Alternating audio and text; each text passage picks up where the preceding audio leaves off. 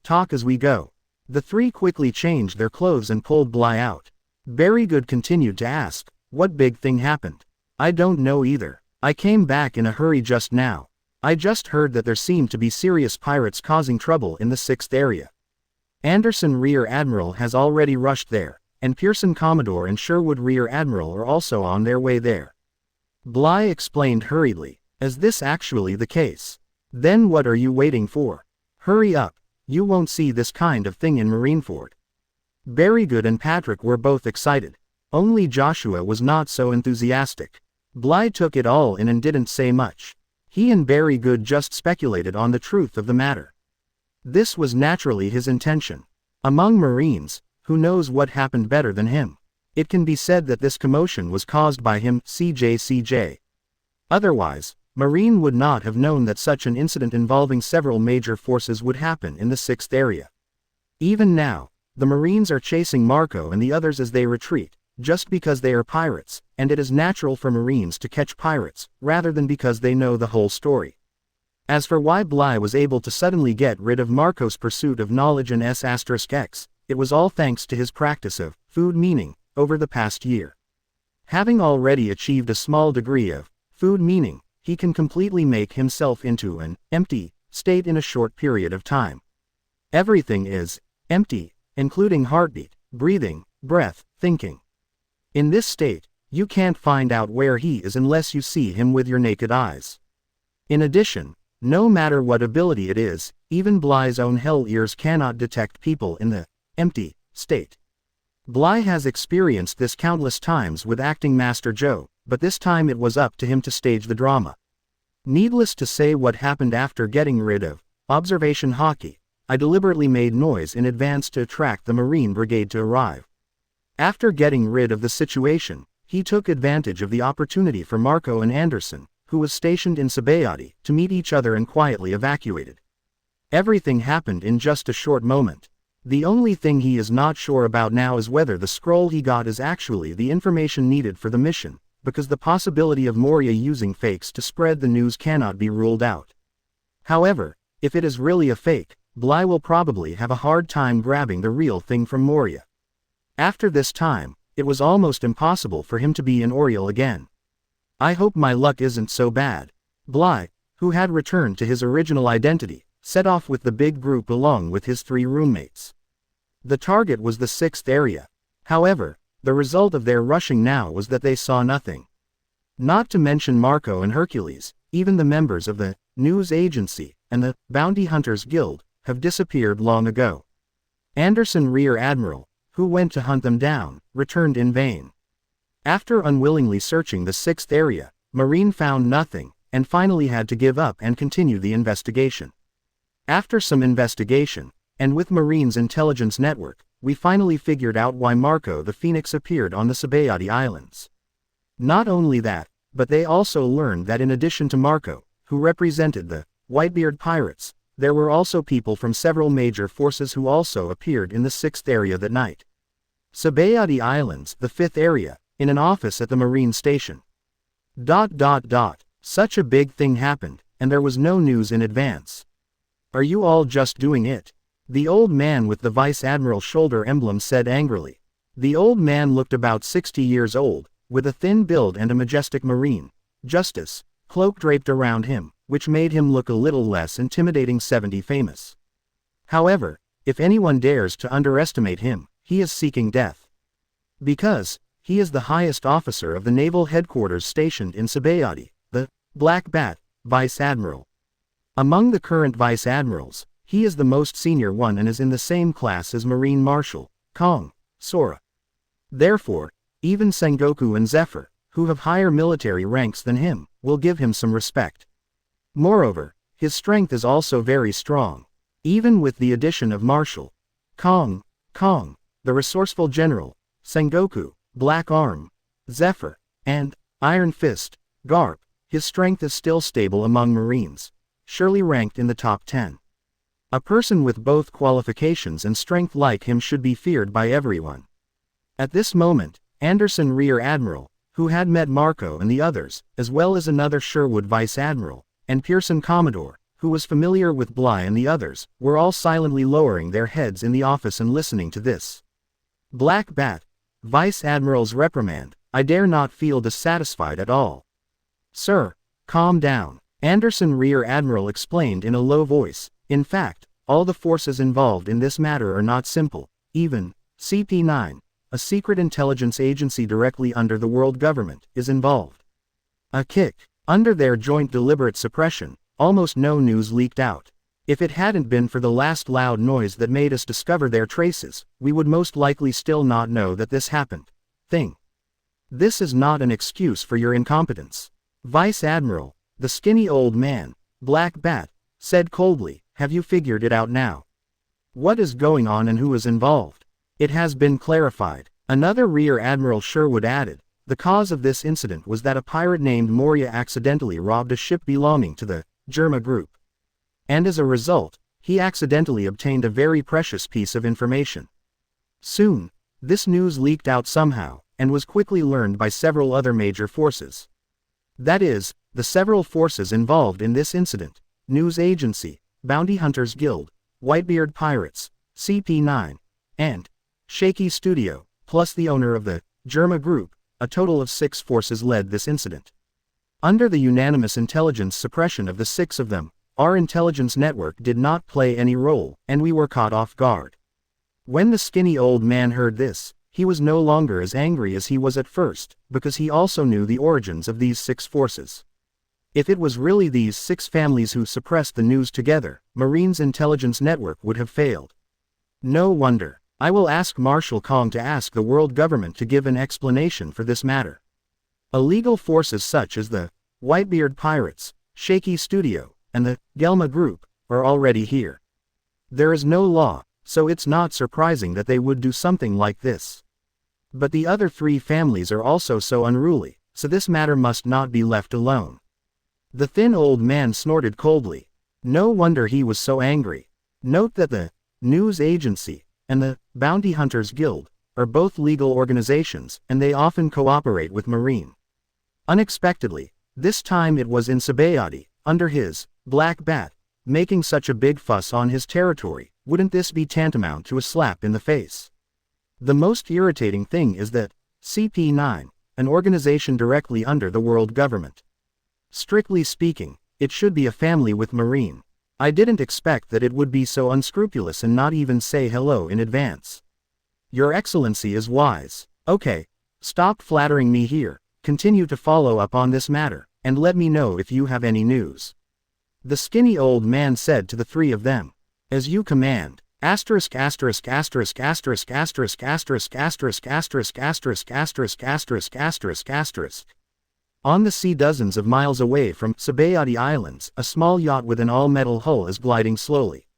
On the deck, a handsome man with triangular glasses was lying on a lounge chair, humming a tune, and taking a sip of the drink on the small table next to him from time to time. At this moment, a ball of orange flames appeared in the night sky, and flew towards this direction, and soon landed on the steel yacht. A figure was half sitting on the railing on the edge of the yacht deck, looking at the man wearing triangular glasses, smiled and said, "You are still so leisurely after the mission failed." Facing the sudden appearance of the figure, the man with triangular glasses remained calm and made a gesture of inviting him, "Come sit here and have a drink together." "No, I just came to ask you if you have any plans for the next step." "Well, there shouldn't be any need for this. That information is true and has already fallen into the hands of the Bounty Hunters Guild. The price you have to pay to get it back would be too great and not worth it." Triangular glasses. The man shook his head and shrugged. "Besides, my mission this time is just to retrieve the information from that Moria. It's not my job to go head to head with the Bounty Hunter Guild. Whoever wants to go can go. Please give me flowers." "Oh, how did you know that the thing fell into the hands of the Bounty Hunter Guild? Does your group have a high-level secret agent in the Bounty Hunter Guild?" The man on the fence looked curious. "It's okay to tell you this. The reason why I know that the thing fell into the hands of the Bounty Hunter Guild is because I know who the person who stole the information." "Who is it? I wonder if you heard anything about a newly emerged bounty hunter when you were lurking in Sabayati before." The man with triangular glasses pushed up the glasses on the bridge of his nose. You mean, he was the one who stole the things? The man on the fence was dubious. 0. He had stayed in Sabayati for a few days before, and it was inevitable that he had some impressions of some of the local news that people around him talked about that only belonged to Sabayati. Among these news, the one that impressed him the most, is undoubtedly the person the man with triangular glasses is referring to. But that person is just a newly promoted 4-star bounty hunter. In the eyes of him and the top powerhouses of the younger generation like the man with triangular glasses, he is nothing at all. Is he capable of grabbing food from a tiger's mouth? I'm not 100% sure, but I'm at least 90% sure it's him. I've met him once, so I'm quite familiar with his voice, said the man with triangular glasses. I see. The man on the fence nodded, and then waved to the man with triangular glasses. Since I can't get the things, I'll go back and pay my errands. See you later. After that, the man on the fence fell directly with his back to the sea. The next moment, he had turned into a ball of orange flame again and flew away. The man with triangular glasses was still drinking something by himself, waved his hand in the direction of the orange flames, and said softly, "Goodbye." It was still that humble tavern. Zayakai opened the door and walked in. "Here you come. Have something to drink. I'll treat you to the old man today." The short old man, the fisherman, saw Bly walking in and said with a smile, "Here." Bly threw the scroll over without any nonsense. The short old man caught it, then opened it and glanced at it twice. After scanning, he closed it again and looked at Bly. "I didn't expect you to succeed in the end, tisk tisk. Sean, .71 bloodline of the 8 kings. What, is that incredible?" Bly asked in a hoarse voice. "To be honest, it is indeed a bit unbelievable," the short old man exclaimed. "If we had known that those 2 little monsters would come, it would have been impossible for the guild to risk letting you 4-star little guys go. Even the 5-star, fire archer, is meaningless in front of them. There's no need to praise, I'm just taking advantage." Bly was not interested in the sugar-coated bullets of the short old fisherman, and went straight to the point. "I remember you said before that in addition to the basic rewards, there will be additional rewards will be given based on individual contributions. I was the one who snatched things from that group of people this time, so the credit shouldn't count, right? It's natural. Don't worry, the guild has never been stingy with its own people." The short old man, the fisherman, didn't mean to be vague. After pondering for a moment, he said, "Let's do this. I'll make the decision and give you a 6-star reward directly. As a May 17th Golden Hunter, I will reward you with an additional 300 million Baileys. What do you think?" Okay. Bly readily accepted the proposal. In fact, his main purpose for completing the task was not to get this reward. Of course, he wouldn't mind if he could gain more, especially Bailey. Because judging from the current emergence of the ingredient store, the system may have other functions that require Bailey in the future, so naturally the more the merrier. Moreover, he was also happy to be able to obtain the status of a 6-star bounty hunter so directly. You know, with just 4 stars, his authority can already get a lot of valuable information from the guild for free. If it is changed to 6 stars, his authority can even use people from the guild to handle his own private affairs many times. There is no reason why he wouldn't be happy with such a good thing. "Then I'll leave first, please take your time."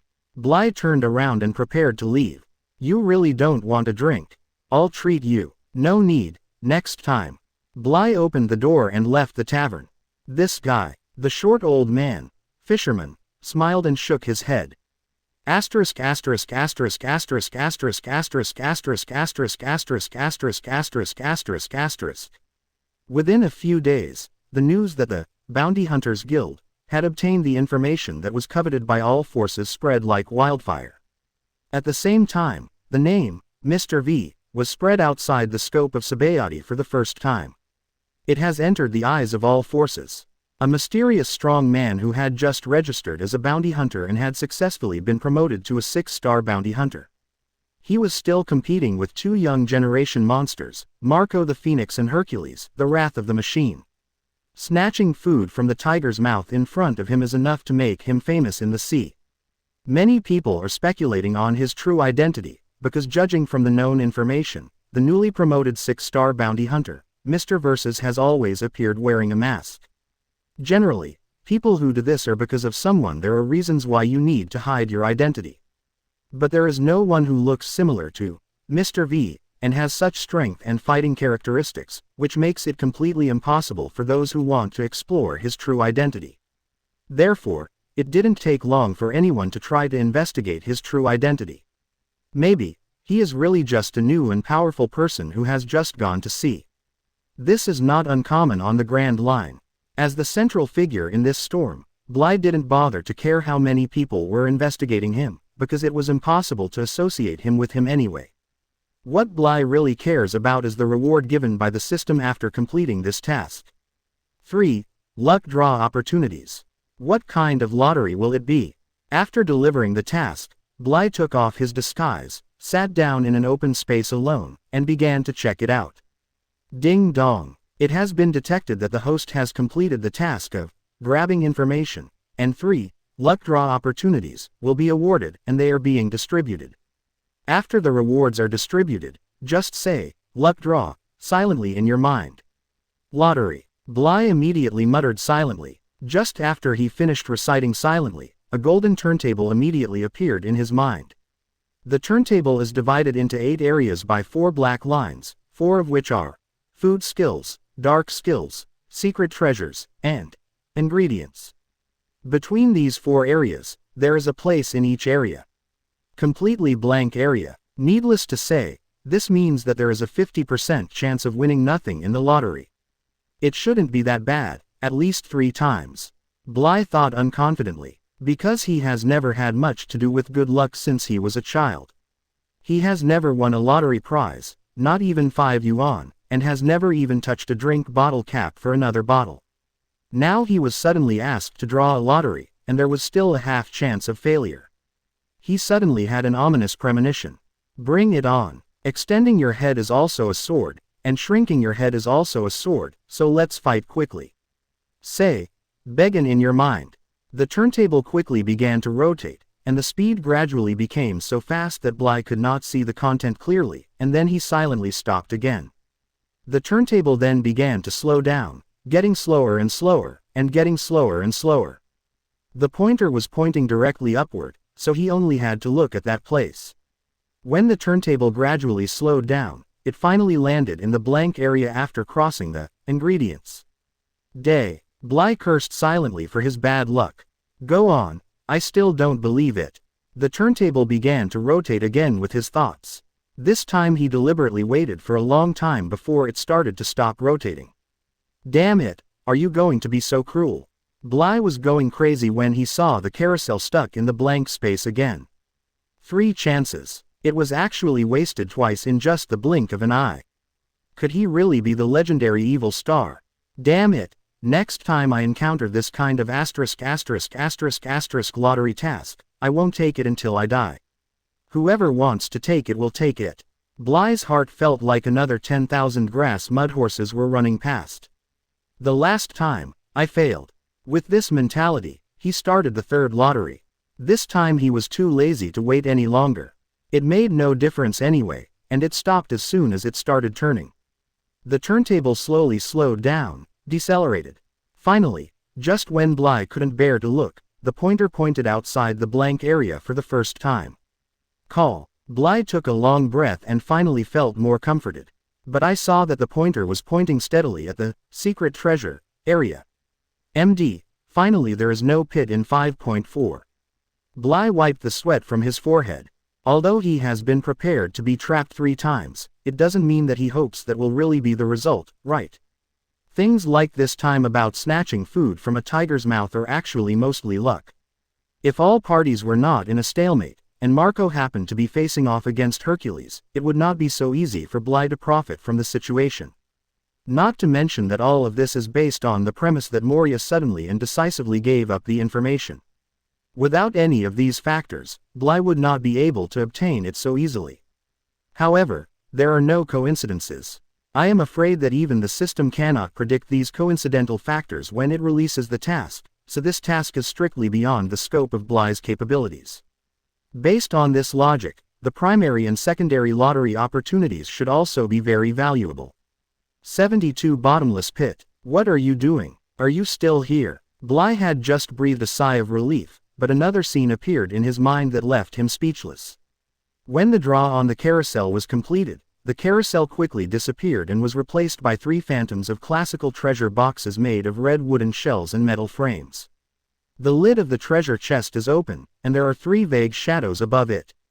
Above the treasure box on the far left is a shadow that looks somewhat like a key. Above the treasure box in the middle is a shadow that looks like a gun. Above the treasure box on the far right is an oval-shaped shadow that looks like a huge egg.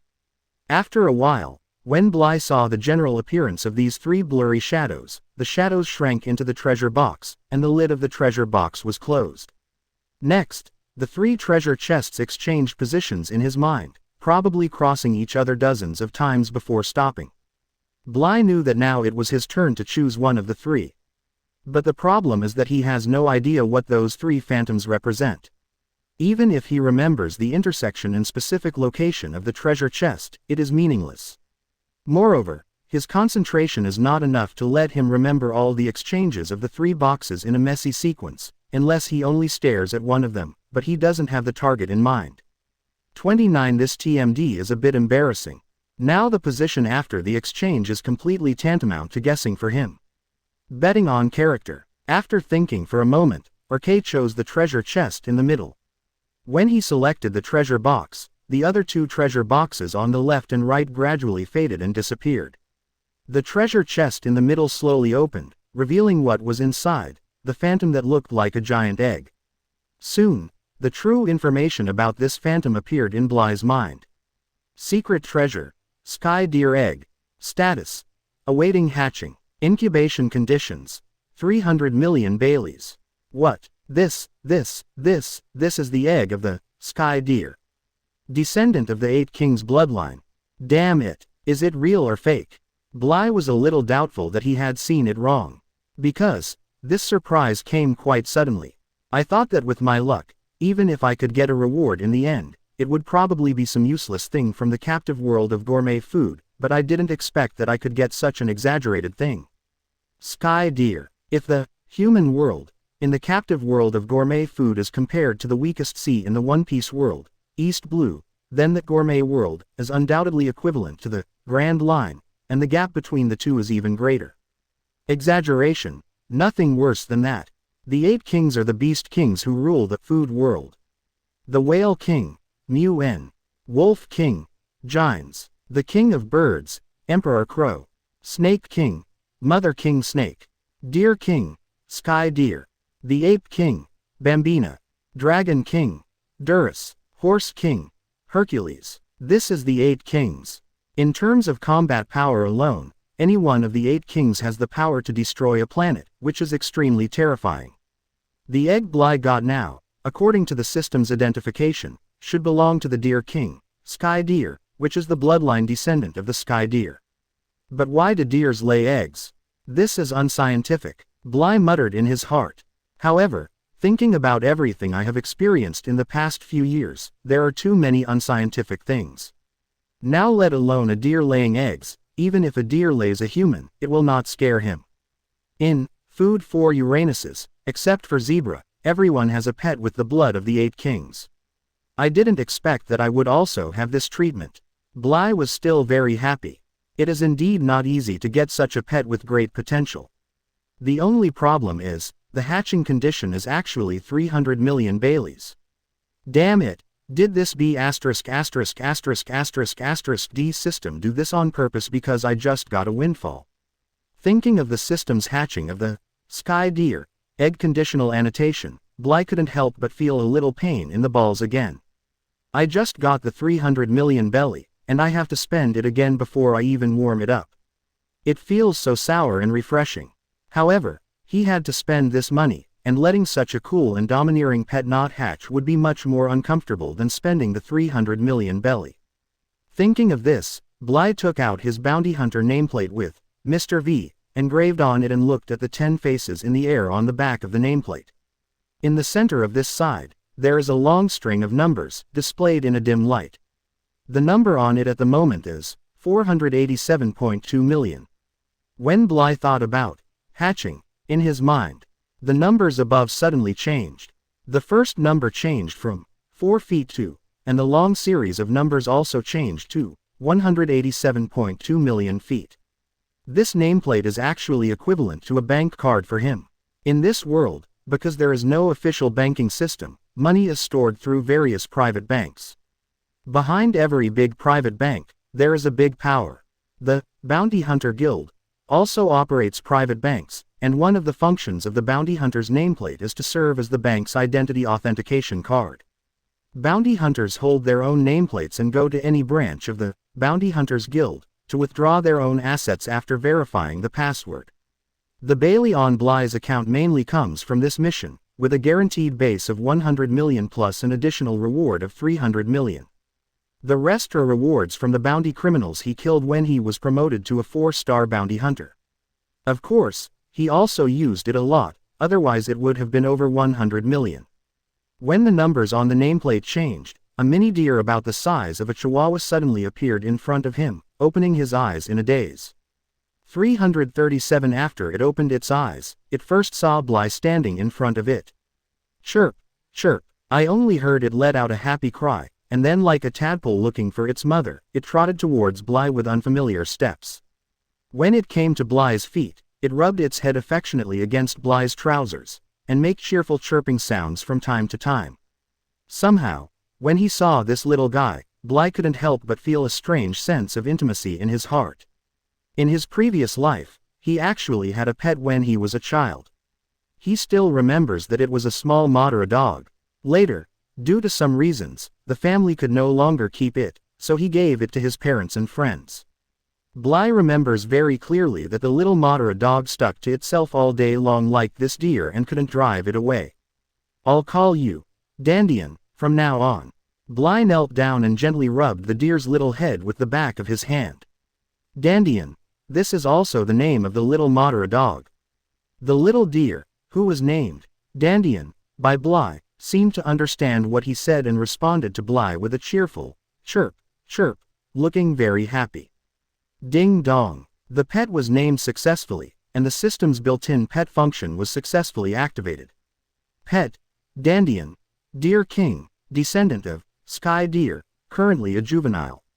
Tip. The growth of pets is closely related to the host.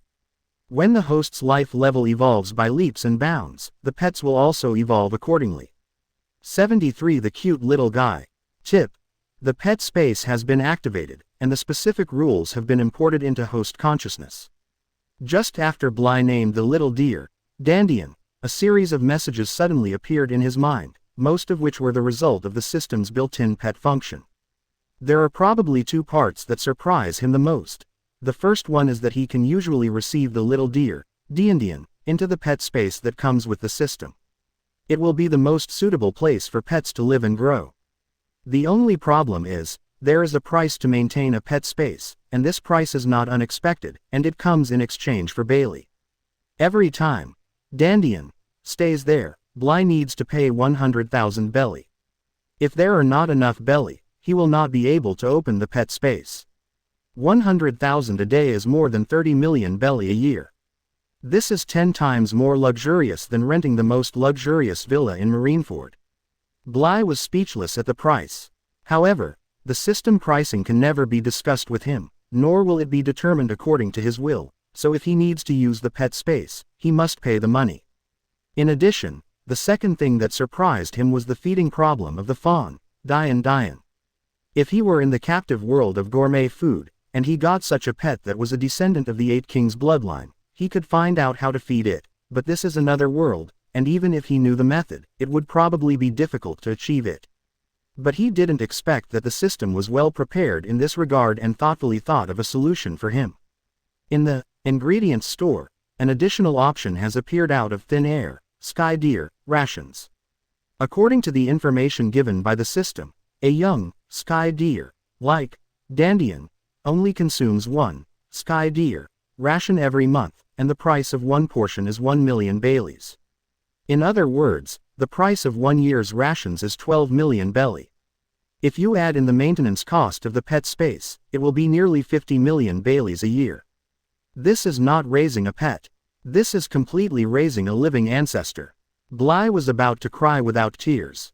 Moreover, Bly noticed that the reminder given by the system about the sky deer ration is that the young body only consumes one portion a month. Does this mean that it will consume more after it grows up?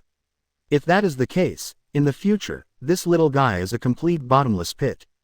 However, looking at the little guy who was rubbing against him happily and ignorantly, Bly really had no temper at all and said, "My fate is miserable, little guy, don't let me down." Now he is not willing to give up feeding the fawns.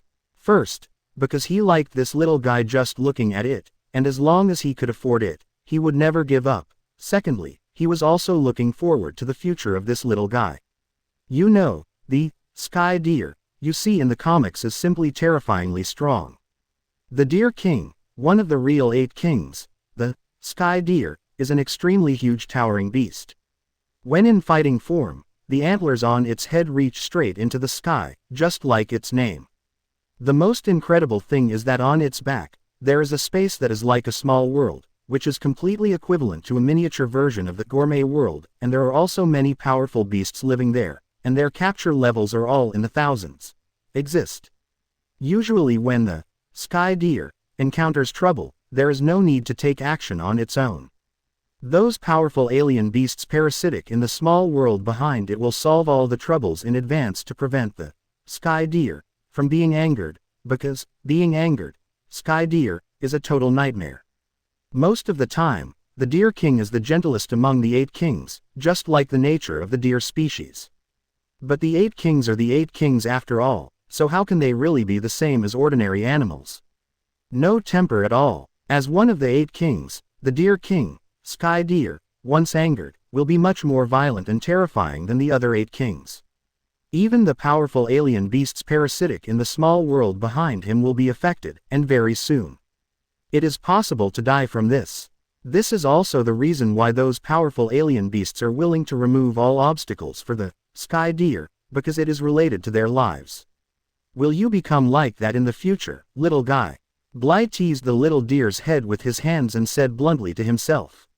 The little guy who was teased by Bly had no idea what Bly's mother was talking about. He was still too young now, and even if he was smarter than an ordinary deer, it was still limited. Bly exchanged a sky deer ration from the ingredients store, and then he had a bag of rations in a brown paper bag. Bly poured some of it into his hand, but I saw the little deer sniffed it with his nose and started eating happily. Eat more, little guy. Bly smiled and watched the little deer eating non-stop, and gently touched the little guy's head with his hand from time to time, feeling an inexplicable sense of satisfaction. 10 minutes later, the little guy finally emptied the entire bag of rations, burped with satisfaction, and lay down at Bly's feet. "Are you full?" Bly asked with a smile. "Chirp." The little guy called Bly softly, indicating that he had run away. Although all the sounds the little guy can make are this kind of cry, Bly can somehow understand what he means. The function of the system. Bly guessed. "Come on, Dandian, let me see what you are capable of." Bly patted the little guy's head. As soon as the little guy heard this, he immediately became energetic and stood up as if he wanted to show off himself in front of Bly, the mother. After thinking about it carefully, the little guy suddenly made a sprint preparation posture, pressing down the front half of the body and arching the back half slightly. Bly was quite interested in the little guy's behavior and stared at it intently. However, the little guy maintained this posture for probably more than half a minute, but he didn't see any next move. Just when Bly felt a little strange, the little guy suddenly used his strength to suck the milk and made a cute cry with all his strength. Chirp. This scene made Bly widen his eyes and concentrate, waiting to see what earth-shattering changes would happen next. But what made him laugh and cry, Li Qian, was that this earth-shattering change was that the 2 horns on the little guy's head that had not yet fully developed suddenly stretched out a small length. After doing this, the little guy came to the bottom of Bly's pants again and rubbed him with his 2 stretched-out horns, as if asking for credit. "Dandian is so awesome." Bly patted the little guy's head and praised. The little guy became even more proud when he heard this, and he couldn't help but scream, chirp, proudly. It seems that this little guy's juvenile body can only be responsible for being cute. Bly smiled bitterly and shook his head, recognizing this reality.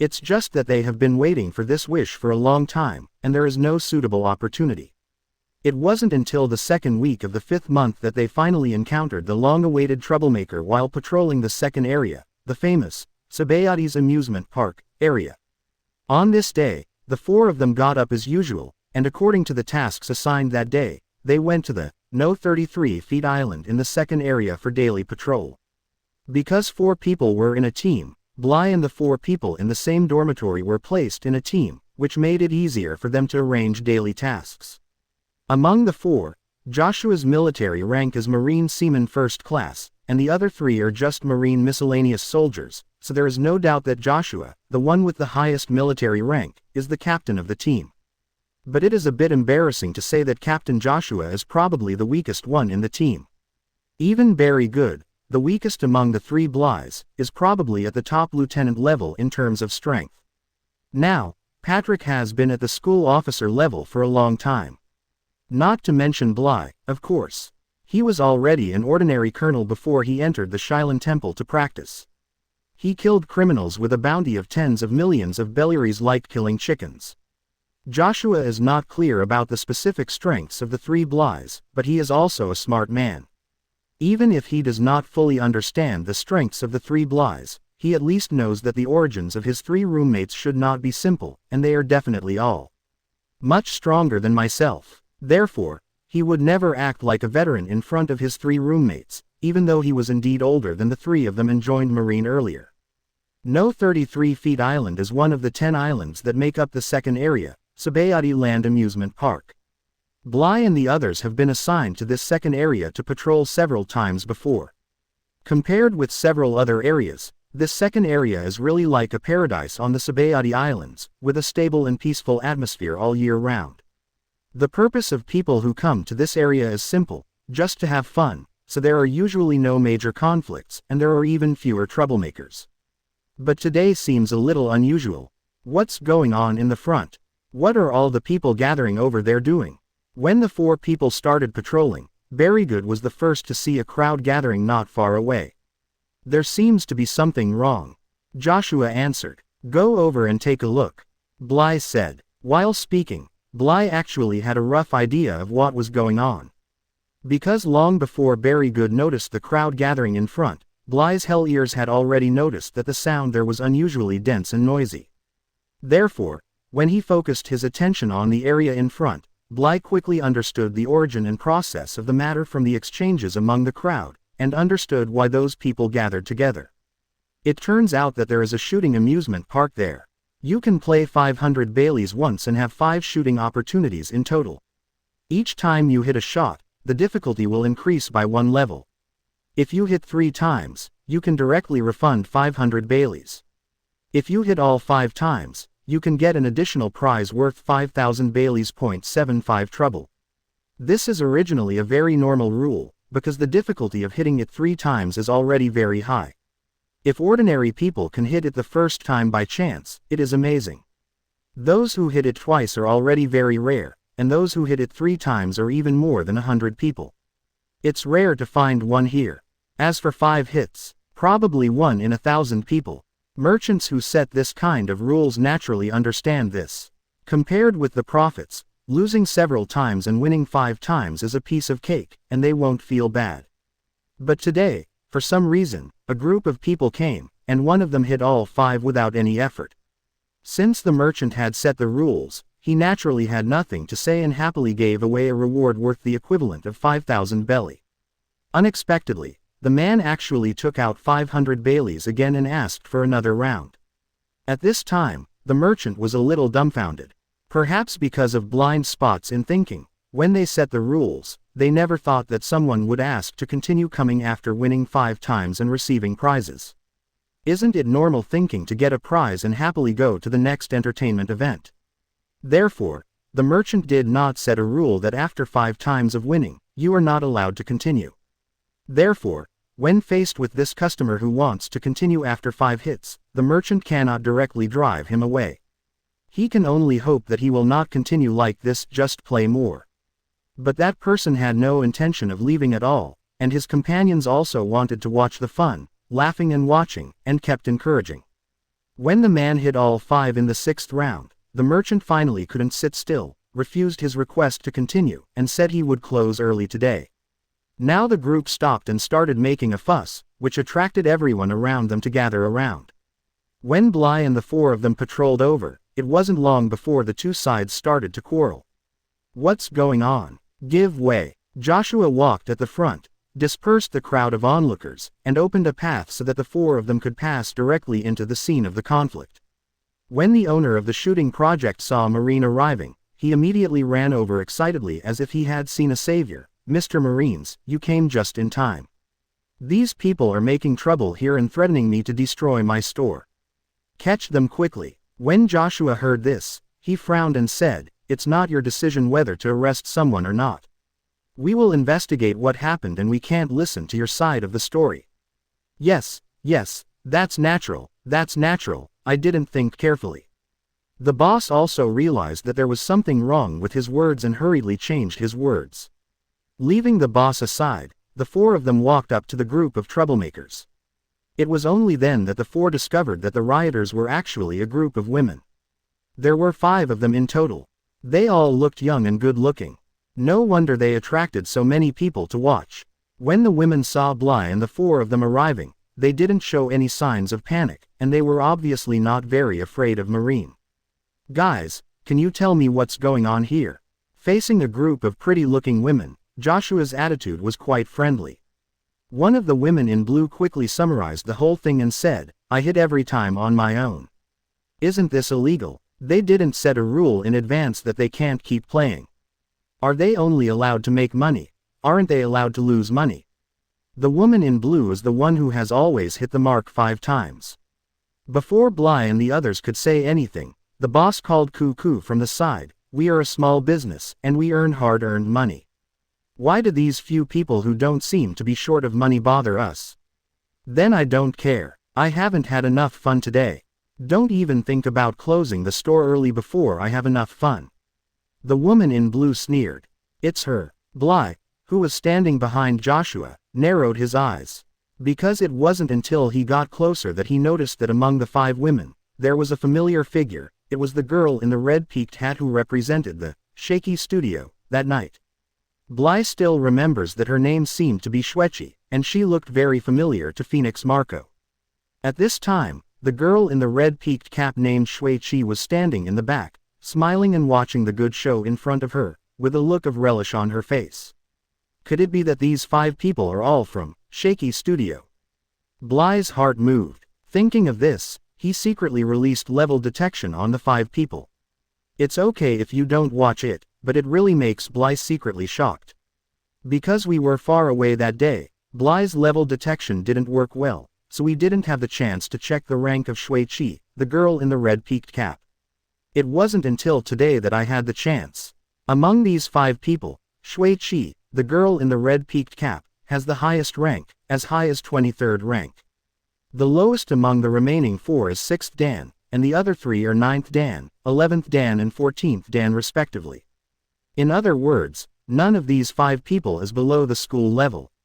Please give me flowers. What's even more exaggerated is that, headed by the girl in the red cap, Shuichi, 3 of them have already surpassed the level of colonel, especially the girl in the red cap, who may have rear admiral level combat power. Bly was unable to detect his own rank level. He was able to know his approximate rank before. It was only through fighting against opponents of the same rank level at the Shulin Temple that he was able to determine that his rank at that time was 7th rank. However, he has always paid attention to the ranks of other people. The multi-armed woman, Judy, who was tricked by him, was a criminal with a bounty of more than 40 million berry, and she was only rank 8, but 4 of these 5 women were stronger than Judy. Bly had made a rough estimate before, and the rank of colonel should be between 5 and 10. Judy should be in the middle of the colonel in Marine, but not yet at the top level. For example, Pearson's rank of Commodore is 13th rank. Therefore, Bly estimated that anything above 10th rank should be considered a Commodore level. Even if there is a slight error, it will not be too big. I didn't expect to encounter such a group of people when I go out on patrol. This is a bit troublesome. Bly thought helplessly. It doesn't matter if he is alone. Even if he is not an opponent of the 5, if he wants to run away, even Shui Chi, the girl in the red peaked cap, can't stop him. But now there are Berrygood and others. Moreover, it can be seen from the expressions of these 5 people that they have no scruples about the marine status of the 4 Bly people. Once they are annoyed, they will not mind taking care of a few marine minions and then quickly move away. In this Sabayati Islands, the only marine they can fear is the Black Bat, Vice Admiral. As for the others, even if 2 rear admirals are present, they are not afraid. What makes Bly most worried is not Joshua, but the 2 youth training camp mates, Berrygood and Patrick, because he knows that the 2 of them are eager to make meritorious deeds, and he hopes that criminals will come to his door and let them make some meritorious deeds. Get some merit. With the mentality of the 2 of them, if nothing unexpected happens, they will definitely anger the 5 people led by the girl Shui Chi in the red peaked cap. Even if Bly gives up hiding his strength, there is no guarantee that he will be able to protect these 2 young people.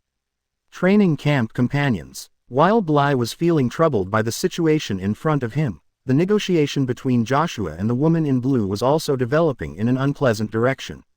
76 Deterrence. Joshua originally wanted to be a peacemaker and ask the boss to apologize to the woman in blue and give her a step down, and the woman in blue should also take a step back and not continue to make things difficult.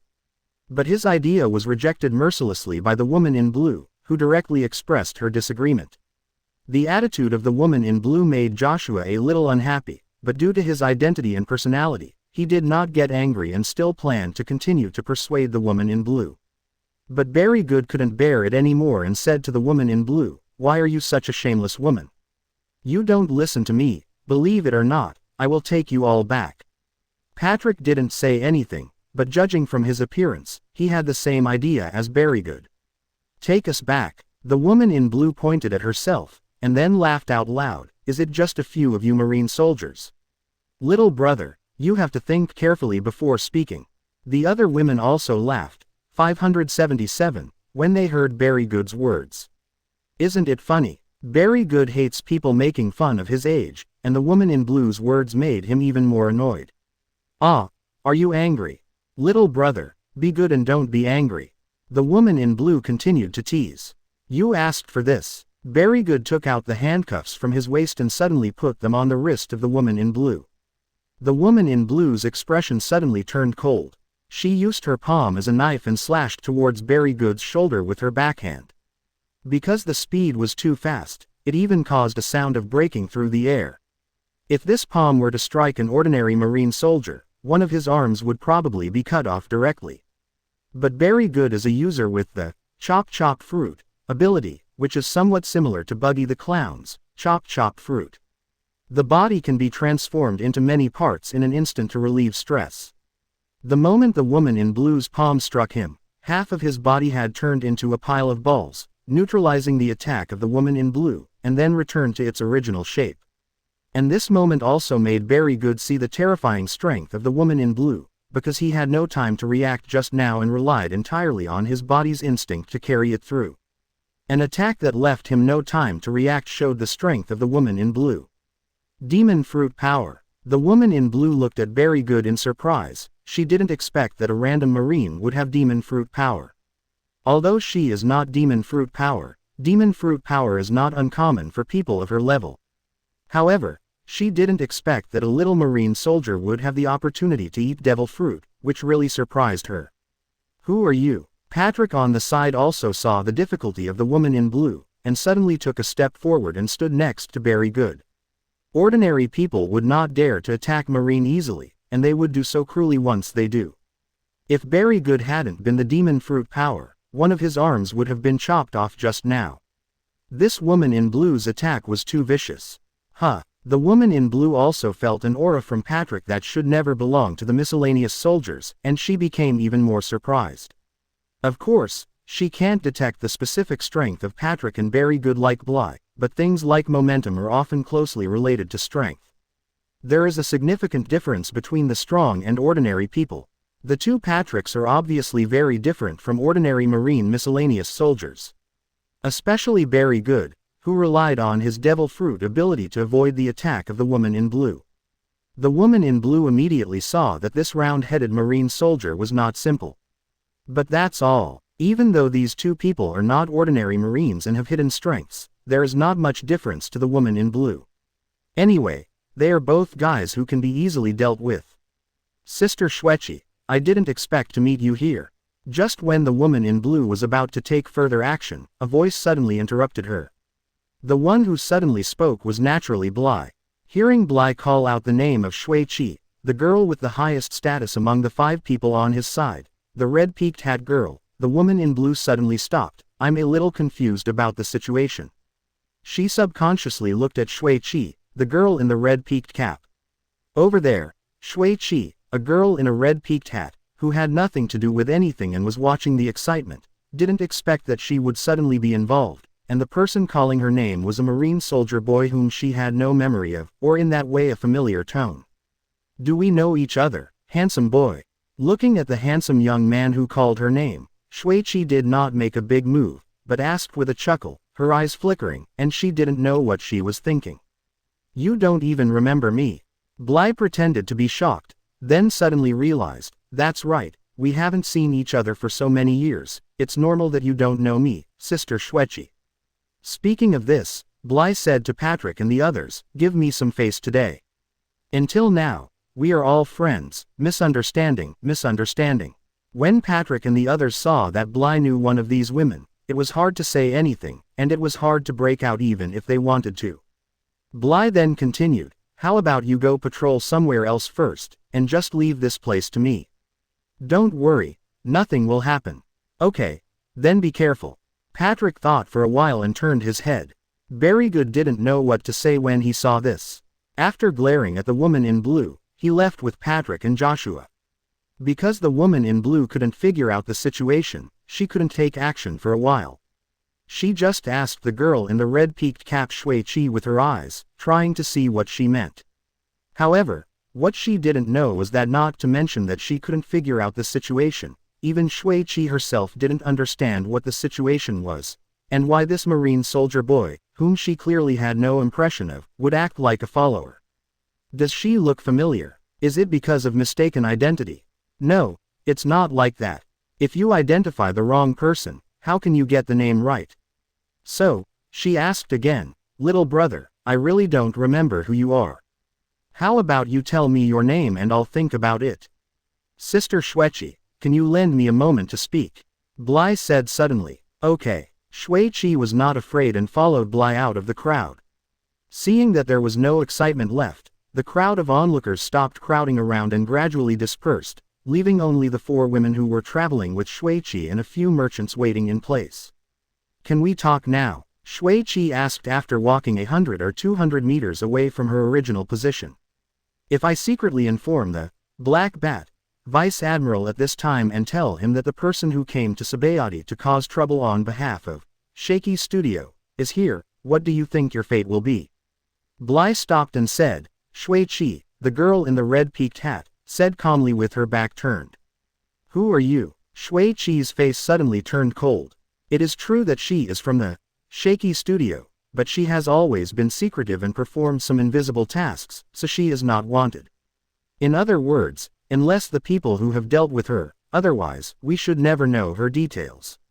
But she clearly had no memory of the young Marine soldier in front of her, yet he could call out her identity, which made her slightly moved.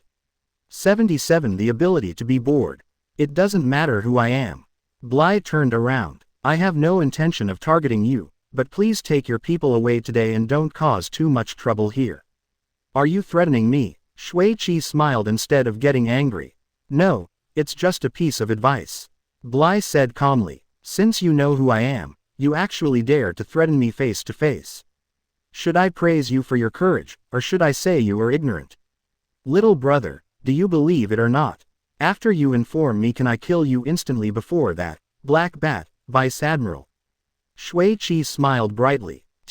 Before Bly's letter could be spoken, Shuichi's mouth shape suddenly changed into a whistle shape, and a slender black needle shot out of her mouth at a speed invisible to the naked eye, pointing directly at Bly's heart.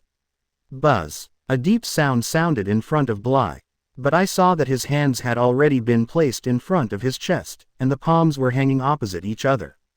A nearly transparent barrier was laid out in front of him to block the slender black needle. Then he continued, I shouldn't be your opponent, but if you want to get rid of me, you can't do it in just a few or two.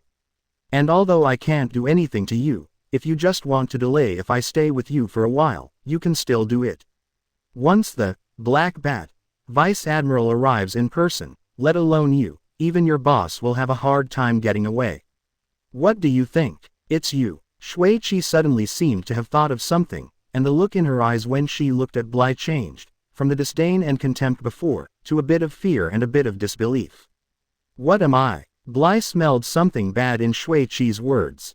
Although he wanted to save the lives of Berry Good and the other three, he also didn't want to attract too much attention, so he drew the girl Shuichi in the red peaked hat aside, then showed off his strength a little, and then used Black Bat's Vice Admiral makes him a rat-proof weapon and he doesn't dare to mess around. These were all plans he had already thought of before calling out Shuichi's name. But as the saying goes, plans can't keep up with changes. He didn't expect that he just blocked an attack from Shuichi, the girl in the red-peaked cap, and that she would see something. From what she meant, she clearly recognized her identity. Of course, this identity does not refer to Bly's own identity, because his own identity is not famous, and it is impossible for Shuichi to suddenly recognize him. Of course, his only hidden identity is, Mr. You don't really recognize it, do you? Bly suddenly felt that things were a little tricky. His original intention was just to make Shuichi, the girl in the red cap, feel jealous and leave. As for whether he would be angry with him because of this, he didn't care too much. Anyway, he would be leaving Sabayati soon, so even if he wanted to take revenge on him, it would be fine. Find him first. But he didn't expect that he just blocked the attack and let the other party see something. You are actually a Marine, and you are still so young. Shuichi continued in disbelief. I don't understand what you're talking about. Bly said expressionlessly. Although exposing his identity as Mr. V will not cause any life-threatening danger, this is not what Bly wants, because based on his true age, once the identity of Mr. V overlaps with him, he will immediately it caused an uproar and made him one of the focal figures on the sea. This result was not what he wanted to see. Although his current strength has some ability to protect himself, he is still far from having no scruples. Being the focus of attention so early will not do him any good. Don't you want to admit it? Shuichi suddenly laughed at this time, forgetting the unhappiness of being threatened by Bly. If it were anyone else, even if it were Marco, that stinky bird, or Hercules, that guy may not be able to recognize you. After all, you have never revealed your true face, and your voice is completely different. In addition, the contrast between your own image is so big. Logically speaking, this person should not be identified in any case. The two identities are connected. Hearing this, Bly actually sighed in his heart, because he knew clearly that the girl Shuichi in the red-peaked cap had really seen the identity of her, Mr. V, and was not deceiving him. Shuichi continued, but I have a strange ability. I have a strange sense of the characteristics of power that is difficult to describe in words. As long as it is the power I have seen, no matter how it changes form, I can clearly distinguish them. The power you used to block my attack just now clearly comes from the same source as the noise attack that day. And, I am very sure that I have only seen this kind of power characteristic once. Speaking of this, Shuichi smiled a little proudly. What kind of boring ability is this? Bly cursed secretly in his heart. Do you think my ability is boring? Actually, I feel the same way. I have never found this ability to be very useful before. I didn't expect that there would be surprises. Shuichi looked at Bly. Smile slyly. Knowing why his identity was revealed, Bly couldn't help but secretly go to the district. But even so, he didn't mean to admit it frankly and asked, I can't understand what you are talking about. I just want to know whether you can leave or not. Let's go, sister, I'm leaving right away. Shuichi made a scared expression, patted her flat chest and said with a smile, I don't want to see that. Black Bat, Vice Admiral, hee. Thank you for your cooperation. Bly said, little brother, are you afraid that I will reveal your identity to my sister? Don't worry, it would be too boring if you really do that. I am not such a boring person. Shuichi rolled her eyes and smiled. He said, If there is a chance in the future, we might work together again. Can you tell me your real name, sister? 287 inches Bly. Bly was a little confused about the intention of the girl in the red peaked hat, Shuichi, but after thinking about it, she still said it was Kaido. At least the two of them didn't have any real feud at the moment, and Shuichi didn't do anything outrageous just now, so there was no need for him to force her to stay. Bly, I remember it. The girl in the red peaked cap smiled sweetly, and then said, I'm looking forward to our next meeting, I hope it won't be so tense. I won't give it away. Bly said expressionlessly. Seeing this, Shuichi just covered her mouth and chuckled, not minding at all, and then walked back to the other 4 people. After waving, she took the 4 women away together, including the blue clothes before. The woman also kept all the 6 prizes she received. Bly walked back to the door of the store, and the boss was extremely grateful. Thank you so much, Master Marine. No need to thank you. Change your rules quickly. Next time you encounter something like this, you may not be as lucky as today. Bly said. Yes, I will ask someone to change it immediately. The boss responded repeatedly. Master Shuichi, is that marine acquaintance of yours just now? After Shuichi and the other 5 left for a while, the woman in blue asked curiously. That's right. Shuichi chuckled. How come you know a little marine miscellaneous soldier? Are you from the same hometown? The woman in blue continued to ask. 0.78 wave after wave. He is not some little marine miscellaneous soldier. Shuichi shook her head, her smile faded a bit, and she said sternly, just remember this, if you meet him again in the future, it's best not to conflict with him easily, you know. Why is this? Is he a relative of yours, Master Shuichi? Asked another woman. Nonsense. Where are the relatives of us people? Shuichi glared at the woman who asked the question. I forgot. The woman who asked the question stuck out her tongue and said embarrassedly. Including Shuichi, the 5 of them are all members of the Shaky Studio, and they have one thing in common, that is, they are all orphans. They all know each other very well and are related to each other. Anyway, if you meet him again, all you have to do is pay attention to me. No one among you can be his opponent when fighting alone. Shuichi said solemnly. How is this possible? Even Sister Wachi is not his opponent. The woman sticking out her tongue said in disbelief, while also looking at the woman in blue. Although the woman in blue didn't speak, she didn't seem to believe it. Do I need to lie to you? Shaki said. I understand. The woman in blue nodded. The other 3 people looked at each other and nodded to express their understanding. But you don't have to worry. Even for my sake, I won't deliberately embarrass you if you really meet him. After all, I'm holding his pigtails, hee. The girl in the red peaked cap smiled proudly as she spoke. She did recognize Bly's other identity, but she had no intention of publicizing this identity because it would not do her any good. On the contrary, if you hold this secret, you may find it useful in the future. From the look on Bly's face, it's obvious that she doesn't want to expose Mr. Of course, she didn't expect that she could make Bly obey her and do something excessive. This was obviously unrealistic. After sending away the girl in the red cap, Bly was actually a little bit sore. Because this incident really made him a little depressed. It had nothing to do with him at first, but he couldn't just watch Very Good and the others suffer. Unexpectedly, in the end, he was exposed because of a boring ability. His identity is simply inexplicable. However, she shouldn't be so bored as to expose me. Bly thought deeply. Although there is no shortage of people in the world who like to harm others without benefiting themselves, the girl in the red peaked cap Shuichi does not look like that kind of person. Revealing his identity does not actually make much sense. Moreover, the 2 of them have no enmity. No complaints, it makes even less sense to do so. However, it is not ruled out that she will do so.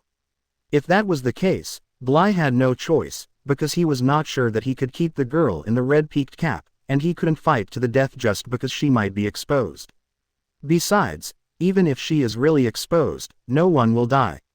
Just let her be. Bly figured it out. However, just when Bly was about to breathe a sigh of relief, his ears suddenly moved.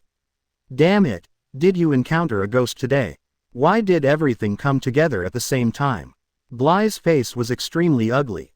Because the matter on Shuichi's side had just been settled, something happened again earlier, and judging from the few words he heard, this time the matter might be more troublesome. Asterisk asterisk asterisk asterisk asterisk asterisk asterisk asterisk asterisk asterisk asterisk asterisk asterisk. My lord, forgive me. My lord, forgive me. This is my sister. She probably saw me on duty here and didn't notice your presence, so I offended you unintentionally. Please consider that she is still young. For your sake, please let her go, I will kowtow to you. When Bly arrived at the scene of the incident, everyone was already kneeling in one direction. In that direction, Joshua was protecting a little girl, kowtowing to a man riding a leopard, and Barry and Good were half kneeling behind him. Bly noticed that when Joshua was kowtowing, Barry Good wanted to say something, but was yanked on the arm by Patrick beside him, and then he suppressed it. Have we met? The world's nobles, the celestial dragons. Bly took a deep breath. That's right. The man who made Joshua kowtow repeatedly and ride on the leopard was none other than a celestial dragon. Just like all the other celestial dragons, this man also wears a bubble oxygen mask on his head. He doesn't bother to breathe the air under the same sky as others, and he is so proud that he is ultimate. Pervert to ultimate. But this group of perverts are the descendants of the 20 kings who founded the world government. They claim to be the descendants of the Creator. The rights they enjoy are also as great as perverts. Anyone who dares to offend them will face the Marine Admiral's crusade. No one can be an exception. When he learned that he was assigned to the Sabayati Islands, Bly thought that he might meet this group of legendary world nobles, celestial dragons, here. Because this place is very close to Mariajoy, the holy place where the celestial dragons live, and it is one of the daily entertainment places for the celestial dragons, it is normal to meet the celestial dragons here. Moreover, Bly has also thought about what he should do if he really encounters this group of perverts. As a young man who grew up under the red flag in the 21st century, he simply cannot accept the existence of such a group of celestial dragons, who regard everyone as slaves and themselves as gods. As early as the first time he saw the existence of such a group of aloof celestial dragons from the comics, he hated this group from the bottom of his heart. It can be said that in the world of One Piece, there are not many characters that everyone hates unanimously, and entering the Dragon Gate is one of them. However, Bly also understands that with his current strength, even though he has made some achievements, it is simply impossible to ignore some of the iron rules of this world. This group of celestial dragons, known as the world's nobility, is one of the iron rules that cannot be disobeyed. Not to mention disobedience, even if you don't kneel down when facing them, it is equivalent to offense. Bly still remembers that in the original direction of the comic book world, together with the protagonist, Luffy, they were known as the 11 Supernovas, and the worst generation, who each had a bounty of over 100 million, met the celestial dragons. My first reaction is to try not to provoke him. Even if I kneel down temporarily, I don't want to provoke him. And when Zoro didn't know the reason and was about to attack the celestial dragons, another supernova, big stomach girl, Jewelry Boney decisively stopped him and stopped his behavior. Because including her, everyone knows that the consequence of offending the celestial dragons is not only the reward changes, but also the direct triggering of Marine's highest combat power, Marine Admiral Talisman. This is an iron rule set by the world government and cannot be challenged. It is precisely because of this iron rule that the celestial dragons have always been unscrupulous, doing whatever they want and killing people. To them, it is no different than trampling an ant to death. Ask yourself, but I don't want to see this group of perverts. Even if his identity in this life is Sengoku, the Admiral's adopted son, once he provokes the celestial dragons, the consequences will be quite troublesome and will definitely not be good. 79. How audacious. Therefore, the decision Bly made for himself was to try to avoid the celestial dragons, when he encountered them, as far away as possible, because he did not want to kneel down to these perverts, it was too disgusting. There is no other way. But he really didn't expect that he would encounter these perverts in such a cruel way. They were so cruel that he couldn't just turn a blind eye and avoid them. In fact, with his hell ears, he can detect the presence of the celestial dragons in advance even if they are thousands of meters away, and then avoid them. But because he was attracted by Shui Chi, the girl in the red peaked cap, he didn't pay much attention to the movement in the distance until he sent Suishui away. But then I realized that it was actually a little late. From the low-pitched discussions he just heard from the nearby crowd and what Joshua said while kowtowing, it was not difficult for him to reconstruct what happened before. Probably when Joshua and Barry Good were patrolling here, they happened to encounter the celestial dragons passing by, so everyone knelt down, including Joshua and the others. But I didn't expect that Joshua's young sister was also here. Maybe because she saw Joshua, his brother, from a distance, she rushed over happily. The young girl didn't know what celestial dragons was. She just wanted to run to her brother for a hug, but she didn't expect that this move would anger the celestial dragons, who was riding on the leopard. Exclamation mark. This led to the current scene 097, where Joshua kept kowtowing and begging for mercy. The younger sister didn't understand what the celestial dragons were, and how could he not understand it as an older brother, so he completely put aside dignity, and his forehead was already broken. On the other side, the 5 people were found not far away just now. Sister Suishui, something seems to have happened over there, said the youngest girl among the 5. Let's go back and take a look. Suishui is a typical person who fears that the world will be in chaos. As soon as she heard that something happened, she immediately put Blai's previous words behind her. The 5 people made a small circle and dived from another direction not far from the incident site. Standing at the entrance of the alley, after seeing the specific situation clearly, the youngest girl said in a nervous voice, "It must be celestial dragons. They all come from the shaky studio, and are in the business of killing people. Logically speaking, they should act without scruples, but this is not the case. In this sea, whether it is a pirate, a killer, or a variety of black and white characters, there will be some bottom lines that will not be touched easily. Celestial dragons is one of the biggest troubles that no one is willing to touch." Kneeling there are the Marines who left earlier. The woman in blue recognized the people kneeling in the middle at a glance. Marine's clothing was still very conspicuous. Now there's something good to watch. Suishui also recognized Joshua and the others, and actually showed an expectant look. She didn't know Joshua and the others, and she didn't care about the life or death of the 3 of them. What she was curious about was whether the M.V., who was the companion of the 3, would intervene in this matter. However, she soon realized that she might have thought too much. Even a 7-star bounty hunter will avoid the celestial dragons if he sees it unless necessary. Although he is a super rookie of the Bounty Hunter Guild, if he offends the celestial dragons, it's impossible for the Bounty Hunters Guild to protect him, and what he will have to face is the Marine Admiral's crusade. This is no joke. Suishui shook her head slightly and thought. It seems that the Marine soldier who was kowtowing and the little girl he was protecting offended the celestial dragons. However, kowtowing should be of no use. With the celestial dragon's arrogant personality, everyone in their eyes they are all lowly slaves. The woman in blue snorted coldly. It can be seen that she also hates these celestial dragons. But she had to admit that she did not dare to provoke them easily. What a disgusting existence. Suishui also curled her lips. Asterisk asterisk asterisk asterisk asterisk asterisk asterisk asterisk asterisk asterisk asterisk asterisk asterisk. Lily, why are you so ignorant? Lord Celestial Dragons, please be generous and let her go. She is just an ignorant little girl. While Joshua was kowtowing, an honest-looking middle-aged woman also rushed out from the crowd, knelt down beside Joshua, and kowtowed with Joshua. Mother, please go quickly, as long as I'm here. CJEF, Joshua hurriedly said when he saw the person coming. It's all my fault, it's all my fault. It was me who didn't take good care of your sister, so she ran over and bumped into the celestial dragons. The middle-aged woman burst into tears and kowtowed to the celestial dragons. Quote, "If there is any punishment, just punish me. It has nothing to do with these 2 children, sir." This middle-aged woman is naturally Joshua's mother. It's so noisy. The celestial dragons saw Joshua kowtowing incessantly and looked very interested.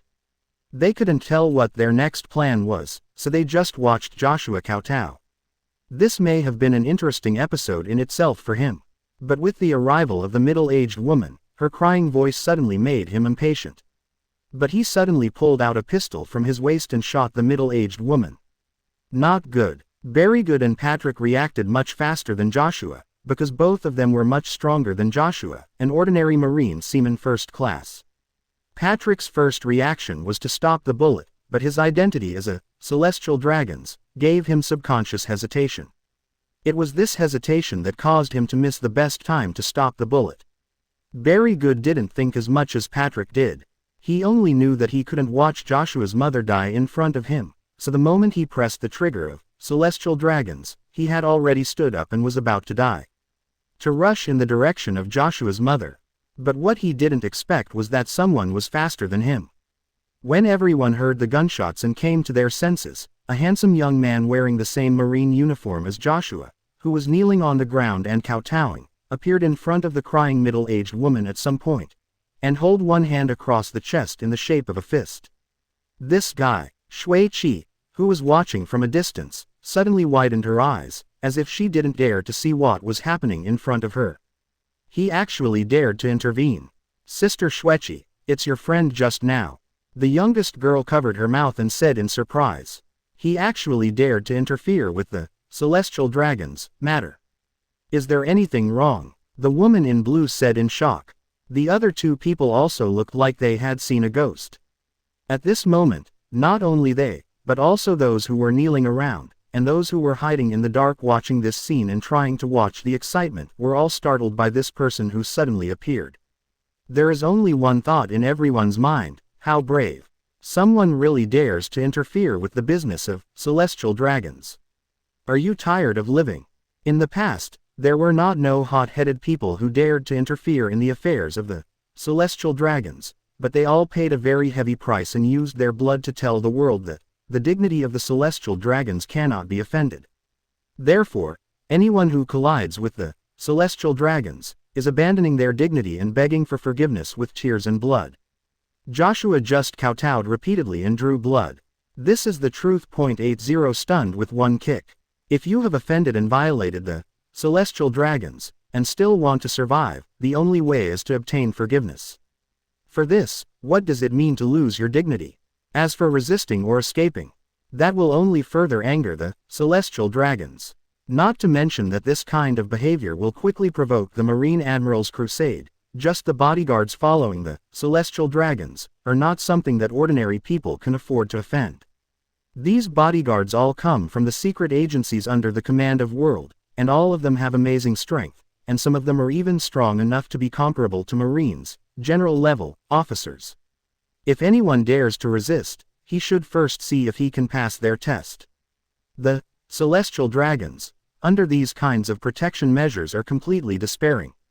Facing the angry celestial dragons, apart from begging for mercy, there is no other option but to wait for death. If you don't know what is right, you might even harm your family. Who dares to act recklessly? But what no one expected was that a bold and reckless person appeared. Bly. Joshua looked at the sudden appearance of the person in shock. When the gunfire rang out, he was already desperate, and even the idea of fighting the celestial dragons came to his mind. These thoughts flashed through his mind instantly. But no matter what, he had no time to save his mother. Mother's death seemed to be a foregone conclusion and could not be changed.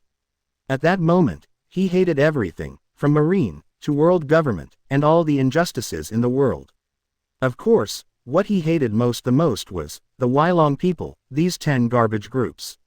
However, he never expected that someone would step forward at this time and risk offending the celestial dragons to save his mother, and this person was none other than his roommate Bly. "Take your mother and your sister and leave first." Bly did not turn around. His voice was still and there was no emotion at all. "But, go, now." "Very good, you guys too," Bly shouted loudly. Joshua from behind looked at Bly's back with a complicated expression. He hesitated for a long time before suddenly gritting his teeth and pulling up his mother, then his sister, and quickly turned around and left. Neither Berrygood nor Patrick expected that Bly would come forward at this time. Their hearts were filled with mixed feelings, especially Patrick's, whose expressions changed several times.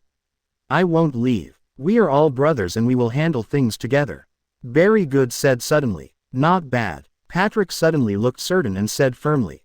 Just as Bly was about to continue speaking, he was interrupted angrily by the celestial dragons. You pariahs. No one can leave. Come on, come and catch the 3 people running over there. At this time, the celestial dragons have fallen into infinite mania and rage. Unexpectedly, someone dared to offend me. Still want to leave. No one can leave. Everyone must die. Yes. A man in a suit and sunglasses beside him responded coldly. The next moment, his figure had disappeared from where he was. But almost at the same time, Bly's figure also disappeared from where he was. When the 2 of them reappeared, the man in the suit had already appeared less than 10 meters behind Joshua, but Joshua himself was unaware of it and was still pulling his mother and sister away in a hurry. Dare not look back. It was only then that Barry and Good finally realized that they and others were facing the legendary world nobles, celestial dragons, and the guards around the rumored celestial dragons were all from the world government. This is indeed true about the strong. Although the 2 of them could tell that the man in the suit was aiming for Joshua, it was impossible to stop him. The gap was so big that the only thing they could keep up with was their gaze. Therefore, they could only watch helplessly as the man in a suit appeared behind Joshua and grabbed him. It was too late to even give a warning. But at this moment, Bly's figure suddenly appeared directly above the man in the suit, and stepped on the man in the suit's head. The man in the suit was suddenly startled. He didn't care to continue grabbing Joshua, and subconsciously blocked his head with both hands. Boom! There was a collision sound, and the man in the suit was directly hit to the ground by the foot.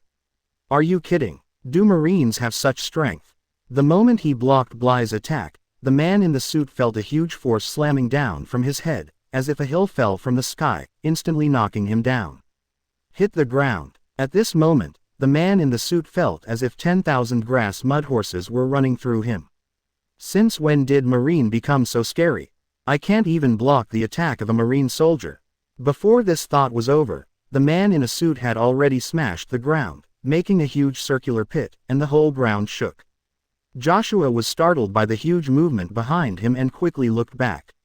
Please give me flowers. But all he saw was Bly looking at him and saying, What are you looking at? Let's go. Joshua then hurriedly continued to run away. Seeing Joshua fleeing with his mother and sister outside the crowd, Bly couldn't help but sigh, and said to himself helplessly, as expected, I still can't hold it back. To be honest, it was really his subconscious reaction to save Joshua's mother just now. Just like when you see a child running around on the road and may fall into a pit, you will subconsciously stop him. Sometimes this behavior is completely instinctive. And it was the same thing just now. Stopping the celestial dragons' bullets was completely easy for him now, but he couldn't help but watch his roommate's mother die in front of him. Hence the previous scene where he stepped forward and saved Joshua's mother.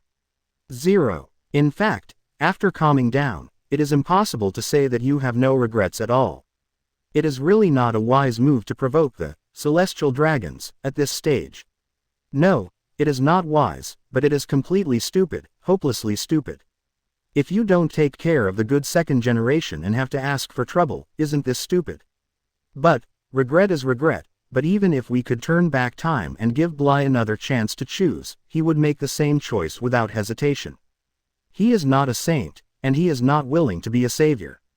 But there are some bottom lines in my heart. If you don't dare to stand up even at this time, what's the difference with salted fish? This time, it's my turn to be a fool. Bly laughed at himself. Mentioning the man in the suit who was knocked unconscious by his kick, Bly walked back in the direction of celestial dragons, step by step, not too hastily nor too slowly. However, at this time, he has become unpredictable in everyone's eyes. Even Barry and Good, who were familiar with him, looked at him with disbelief. Bly is so strong. This is the only thought in the 2 people's minds now, and even celestial dragons has been temporarily forgotten. You know, the man in the suit just made a move, but it was so fast that they could barely keep up with their eyes. It was impossible to stop them. This proved that the strength of the man in the suit was far superior to the 2 of them, and the force was not half past 1. According to their estimates, the man in the suit is at least as powerful as a Marine colonel, and he is also the top level among colonels. 81. Can you do me a favor? But what did they see? Bly struck back and not only caught up with the man in the suit, but also knocked him out with just one move. Seeing this scene, even a fool can see that Bly's strength is far superior to that of the man in the suit. Their impression of Bly is that he played tricks on Smoker with his wisdom at the beginning of the youth training camp, but overall, he should only be a figure in the second level of the youth training camp. The strength is slightly stronger than the two of them, but there is still a slight gap between Drake and Smoker. But what you see in front of you is more than that simple. Even today's Drake or Smoker would never be able to knock out the man in the suit as easily as Bly. Bly's strength is much stronger than they imagined. Moreover, when things developed to this point, they knew that nothing could be done for 7 days. Sure enough, after seeing his bodyguard being kicked unconscious by the marine soldier who suddenly blocked his attack, the celestial dragons became so angry that he almost fainted from anger. It's against. They're all against it. Inform me of the naval headquarters and ask them to send Admiral here immediately. The celestial dragons ordered angrily, and the marine person in charge of this Sabayati land, please inform me. Once again, I will make these untouchables pay the price for offending me. The people under him immediately began to use phone bugs to communicate with the unknown object. At the same time, the other bodyguards looked at Bly, who was slowly walking towards this side as if they were facing an enemy. You losers, what are you doing standing here? Why don't you come with me? Seeing the bodyguards surrounding themselves, the celestial dragons roared in anger. But sir, your safety comes first. A bodyguard hesitated. Do these untouchables around me still dare to attack me? Leave me alone and come with me. If you can catch him, I will give you a big reward. As he said that, the celestial dragons glanced at him with contempt. A circle of people kneeling around. The people below heard this, but they were already used to all this, and no one showed any dissatisfaction. This is probably fate. It's really over now. When Berrygood and Patrick heard that the celestial dragons had directly contacted naval headquarters and asked Marine Admiral to come over, their faces instantly turned pale. Berrygood aside, Patrick's father is the famous Randolph Vice Admiral. His status in the Marine is no less than that of the highest official of the Sabayati Islands, the Blackbeard Vice Admiral. Therefore, if he causes ordinary trouble, he can suppress it just based on his identity. But the person in front of me is a celestial dragons, who is known as the world's nobleman. Celestial dragons are not to be offended. This is an ironclad rule. If you violate it, you will face the Marine Admiral's attack. In this case, not even his father, Vice Admiral Randolph, can save him. Similarly, after hearing the hysterical roar of the celestial dragons, the surrounding people became panicked, especially some of the prisoners with bounties on their bodies. They all secretly cursed these Marines for being troublesome and doing something bad. Got a PS off the celestial dragons. Not far away, the 5 girls from Shaky Studio also changed their expressions at this time. Sister Shuechi, are you still not withdrawing? Admiral should be here soon. The youngest girl was also the least courageous, and asked the girl in the red peaked hat nervously. Marine Admiral, just the Blackbeard Vice Admiral on this island has already made them fearful, let alone the Marine Admiral, who is the most powerful Marine. Even their boss has to stay away from Marine Admiral. Well, prepare to retreat. Shuichi also knew that now was not the time to be willful. Although the main goal of Admiral's arrival is to offend those people of the celestial dragons, who knows if he will also clean up the nearby bounty prisoners by the way. Staying here is tantamount to taking your own life for granted. It's really not cost-effective to watch the excitement. Wachi, please let the Bounty Hunter Guild know that their new 6-star bounty hunter has accidentally offended the celestial dragons, and ask them to pay attention. Just before the 5th girl went turning to leave, Shuichi suddenly turned her head and said to Wachi, the woman in blue. Huh, the new 6-star bounty hunter. Could it be, Sister Shuichi, you mean, that kid just now has been in the limelight recently? From Sister Shuichi to you and Marco the Phoenix, etc. The bounty hunter who stole something from someone's hands, Mr. The woman in blue suddenly reacted. That's right, Shuichi nodded and sighed, but I really didn't expect this guy to be so courageous. He dared to directly confront the celestial dragons. What a pity. Yeah, it's a pity. Hua Xian, the woman in blue, said to the West. Both of them had a look of regret on their faces, because they knew that Bly would be in trouble this time, and even if he still had the identity of Mr. V, the outcome would probably be difficult to change. It's impossible for the Bounty Hunters Guild to offend the world government for a 6-star bounty hunter. This is unrealistic. Shui Qi's push over this matter is just better than nothing, Wan. Although the chance of this eventuality is so low that it can be ignored.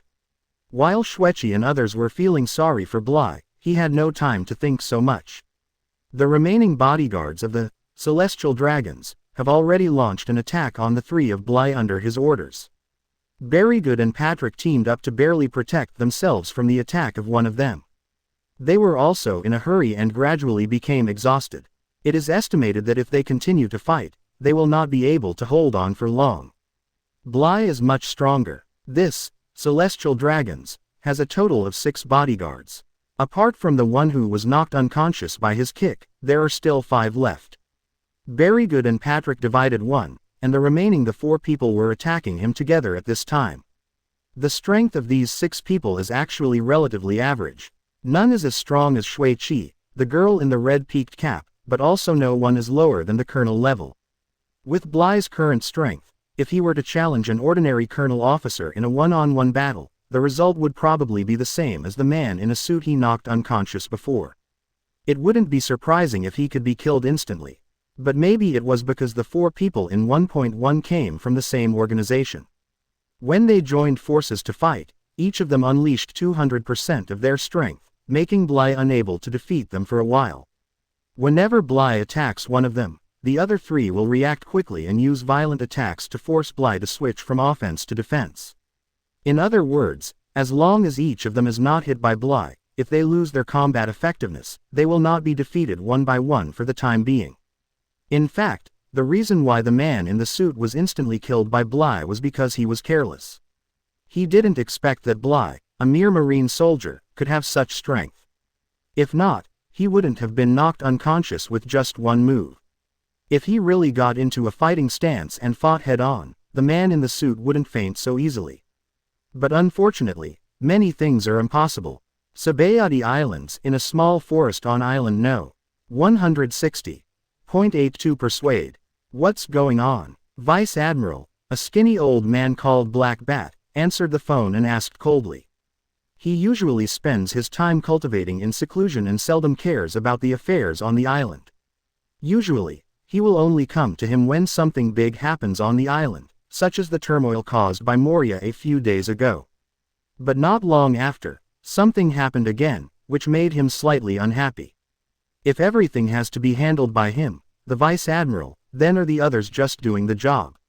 Are 2 Rear Admirals and a Commodore helpless when something happens? Master Blackbeard, something bad has happened. As soon as he answered the phone, a panicked voice came from the other side, which made Blackbeard Vice Admiral even more unhappy. Speak nicely, he shouted in a low voice and frowned. Is there anything that you can't talk about properly without making a fuss about it? How unbecoming. Yes, the other person on the phone admitted his mistake again and again. Tell me what's going on. Island, someone has offended a Celestial Dragons. Now the bodyguards of the Celestial Dragons are fighting fiercely with the offender, but there is no one left at the moment. 29 The other end of the phone said in a voice that was as less excited as possible. What? Blackbeard, Vice Admiral's hand holding the phone was unconsciously clenched a little, and he could not hide his surprise, because this matter was not a trivial matter even for him who had experienced many hardships. He immediately asked, who is the offender? Is it some big pirate or something? No, it's not. From what they said over there, it seems they are our people, the other end of the phone said with some uncertainty. What do you mean, Tien are our people? Black Bolt King smelled something strange. Judging from the information conveyed by the world government, there are 3 offenders, all of whom are marine miscellaneous soldiers. Now the Lord, Celestial Dragons, is in danger. The headquarters will send Admiral here immediately. At the same time, the government also asked you to rush over as soon as possible to protect the Celestial Dragons from being harmed. The other end of the phone explained. Marine miscellaneous soldiers, are you still fighting fiercely with the bodyguards of the celestial dragons? Do the people who say this think that we Marines are all idiots? The Black Bat Vice Admiral slammed the table and became furious. He previously thought that the celestial dragons were really in danger in Sabayati, and he felt a little uneasy, because if there were really celestial dragons who died in the Sabayati Islands, he, the highest officer on the island, they will definitely be implicated, and at the very least they will be jointly and severally liable. Although it won't really do anything to him, his face will definitely be dull. Therefore, his heart was lifted. But after listening to the description on the other end of the phone, he directly overturned his previous thoughts. Are you kidding me? If only a few Marine soldiers accidentally offended the celestial dragons, he believed that there was a possibility, because he knew the almost pervert character of the celestial dragons very well. Even if it was just a wrong look, it will be considered provocative and offensive by them. It wouldn't be surprising if Marine accidentally offended them. But the world government actually said that those Marine soldiers who offended the celestial dragons were fighting fiercely with the bodyguards of the celestial dragons. This is such an insult to the IQ. As the Marine Vice Admiral, he certainly knows who is protecting the celestial dragons. Those people all come from the secret agencies of the world government, and each one is specially selected to serve and protect the celestial dragons. Their strength cannot be said to be extreme, but they are not powerful either. Even ordinary pirates with a bounty of over 100 million may not be able to do well when encountering the accompanying bodyguard team of the celestial dragons, and may even fall into trouble. But what is the world government saying now? How many Marines are fighting fiercely with the bodyguards? And from what he sounds like, the bodyguards can't deal with those Marines, and they need his Black Bat to rush over immediately to save them. Isn't this an insult to IQ? He doesn't have much objection to the highest level of protection of celestial dragons, because it symbolizes the dignity and face of the world government, but if any of the celestial dragons encounters something trivial, Marine will be moved all over. He absolutely cannot accept it. Who do you think he is? ABCH. Lord Black Bat, please calm down. Calm down. The phone bug reassured and explained, I thought this was the world government's nonsense at first, so first immediately sent Marine who was nearby. I went to check the situation and found out that it was actually true. How is this possible? Said the Black Bat Vice Admiral in disbelief. Are you sure the people you sent have clearly seen that the important thing is that a few Marines are enjoying fighting with the Wylong bodyguards? I'm afraid that's true, the other end of the phone said with a bitter smile. I'll be here soon. Black Bat Vice Admiral realized the seriousness of the situation. After saying this, he immediately hung up the phone and walked towards the outside of the cabin. However, as soon as he walked out of the hut, his hurried steps suddenly slowed down. What are you doing here? Black Bat Vice Admiral's already frowning frown deepened. Beside the small stone table not far to his left, a short old man appeared there at some point. He was sitting on a small stone bench with his legs crossed, his head lowered and picking his nails to himself. He didn't raise his head until he heard the question from the Black Bat Vice Admiral. Of course I want to play chess with you. The short old man smiled and pointed at the chessboard that had been laid out on the stone table next to him, as well as 2 boxes of black and white chess pieces. Not today, I have important things to deal with. Black Bat Vice Admiral shook his head and stood up to leave. Old Bat, can you give me some face and stop interfering in this matter? The short old man suddenly sighed. Black Bat Vice Admiral 583's body suddenly stopped. He looked sideways at the short old man with a stern gaze. You should know that there are some lines that cannot be crossed, right? Your hand is stretched too long. Is this what you mean, or is it what your guild means? Or maybe tell me, is your guild planning to openly trample on the face of the world government? Look at you, you are always so aggressive. The short old man shook his head and said, can't it be me asking for a favor from you in a personal name? We have been chess friends for more than 10 years. I haven't asked you for any help, but it's just such a small favor, why don't you do it? Stop doing this to me. Black Bat Vice Admiral glared, is this a small favor? It's a matter of celestial dragons, can it be a small thing? Don't be impatient with me. Let me ask you, do you understand clearly what happened this time? Facing the Black Bat, Vice Admiral, who was the talkative one among Sabayade's marines, the short old man was not very afraid, just asked slowly. The Black Bat, Vice Admiral calmed down a little after hearing this, and then said, what is currently known is that several marine soldiers have offended a celestial dragons, and are fighting with that celestial dragons. The bodyguard team is engaged in a fierce battle. The situation is very urgent. You should know better than me who the bodyguards of celestial dragons are. Don't you think it's strange that a few marine miscellaneous soldiers forced me to ask for help from your marines? Quote. The short old man said again. 83 Marshal Kong. Do you still need to remind me? Black Bat, Vice Admiral first said something, but then shook his head and said, about this issue, it is indeed a bit strange, but the people below have specially sent people to verify it. It's true, it's not the celestial dragons who are talking nonsense. Of course I know that this matter is true, otherwise why would I come here?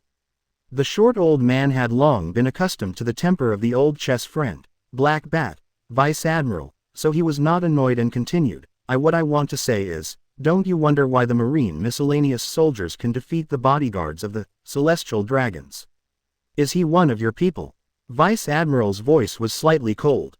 Yes, and no. The short old man first confirmed the statement of the Black Bat, Vice Admiral, then shook his head and said, the cause of this incident actually happened to those world nobles, celestial dragons, again. In countless plots, a relative of a marine miscellaneous soldier accidentally offended the celestial dragons, and then he knelt down to beg for mercy, but still couldn't get forgiveness.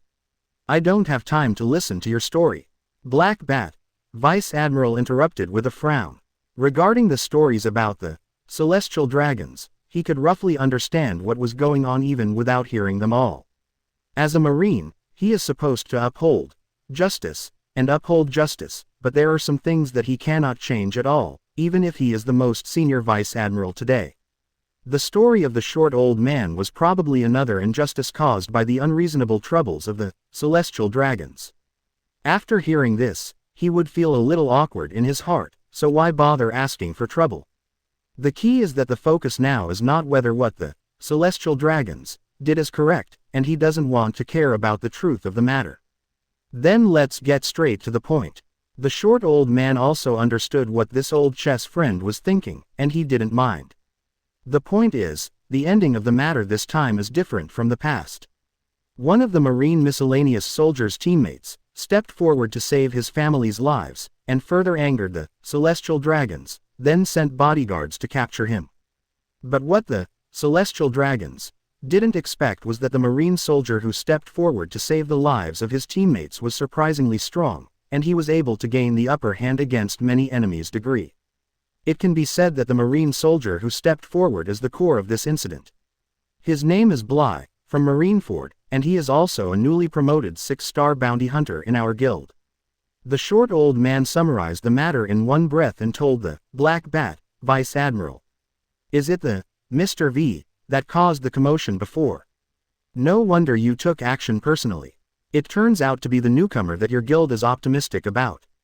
Black Bat, Vice Admiral sneered, but even the superstar of your guild offended celestial dragons, he also has to accept sanctions. You don't really think you can protect him, do you? Taking a step back, even if I give you this face and stay out of the matter, the headquarters will send Admiral here immediately. What will you do then? Manage. You know, before today, we didn't know his true identity at all. I only knew his identity a little earlier than you. The short old man did not directly answer. Black Bat, Vice Admiral asked the question, but said to himself, when I learned about this incident, I immediately investigated his specific situation. The results of the investigation surprised me. It was this result that made me make the decision to find him. Do you want to hear your decision? Stop being too pretentious and let it go quickly. The Black Bat, Vice Admiral snorted coldly.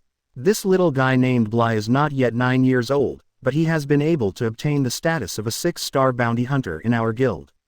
His strength may not match this status, but only from he can fight against the Celestial Dragon's bodyguard team alone. What does this mean? I don't think I need to say more. The short old man sighed. A monster-level genius, compared to those little monsters like Momosuke Gion, Aokiji, Kuzan and the like. Black Bat Vice Admiral said solemnly. Yes, it is a monster-level genius.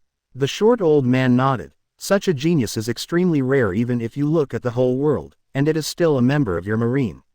With a little training, you can become a marine in the future. A fierce general, but just because of such a nonsense thing, you want to arrest him and beat him as a criminal. Black Bat, Vice Admiral took a deep breath, and then slowly exhaled it. After a long while, he said with some enthusiasm, I have to say, your words are very convincing. If first were Marshal Marine, I would definitely fight with the world government to try to keep this good seedling. But the problem is, I am not empty. I'm just a Vice Admiral. Not to mention directly talking to the 5 elders, even if it's an admiral sent by the headquarters, it's not my turn to take care of it. Do you understand? Of course I know this. When I came to you, I didn't expect you to be able to completely stop this thing. The short old man smiled mysteriously. You know why I came here to try to stop this seemingly useless thing after investigating all the information. Something that can be undone. Oh, Black Bat, Vice Admiral heard something in the short old man's words. Because this little guy named Bly, in addition to being a 6-star bounty hunter in our guild, he also has another identity. His adoptive father is the only admiral in your marine today, the resourceful general, Sengoku. The short old man pointed out the key point. If he really hurt or killed the celestial dragons, all these prerequisites would not be enough to save him, because the celestial dragons' existence also symbolizes the face of world government, which cannot be insulted. But if it's just an offense, the matter may not be turned around. What do you think? Black Bat, Vice Admiral heard this and thought for a moment. After a while, he suddenly showed a smile, looked at the short old man and said, You old fox, if you come to me, you probably don't really want me not to interfere. I didn't say anything. The short old man spread his hands. Gone. Black Bat, Vice Admiral suddenly waved his hand and left outside the woods. This time, the short old man did not stop him again, but said to himself, Little guy, there's only so much I can help you with, old man. Wish you good luck. Naval Headquarters, Marineford. A middle-aged man with an afro, frog glasses, and a twist beard walked outside Marshal Marine's office and knocked on the door. The king's dong dong dong. Come in. A majestic voice came from inside. Marshal, are you looking for me?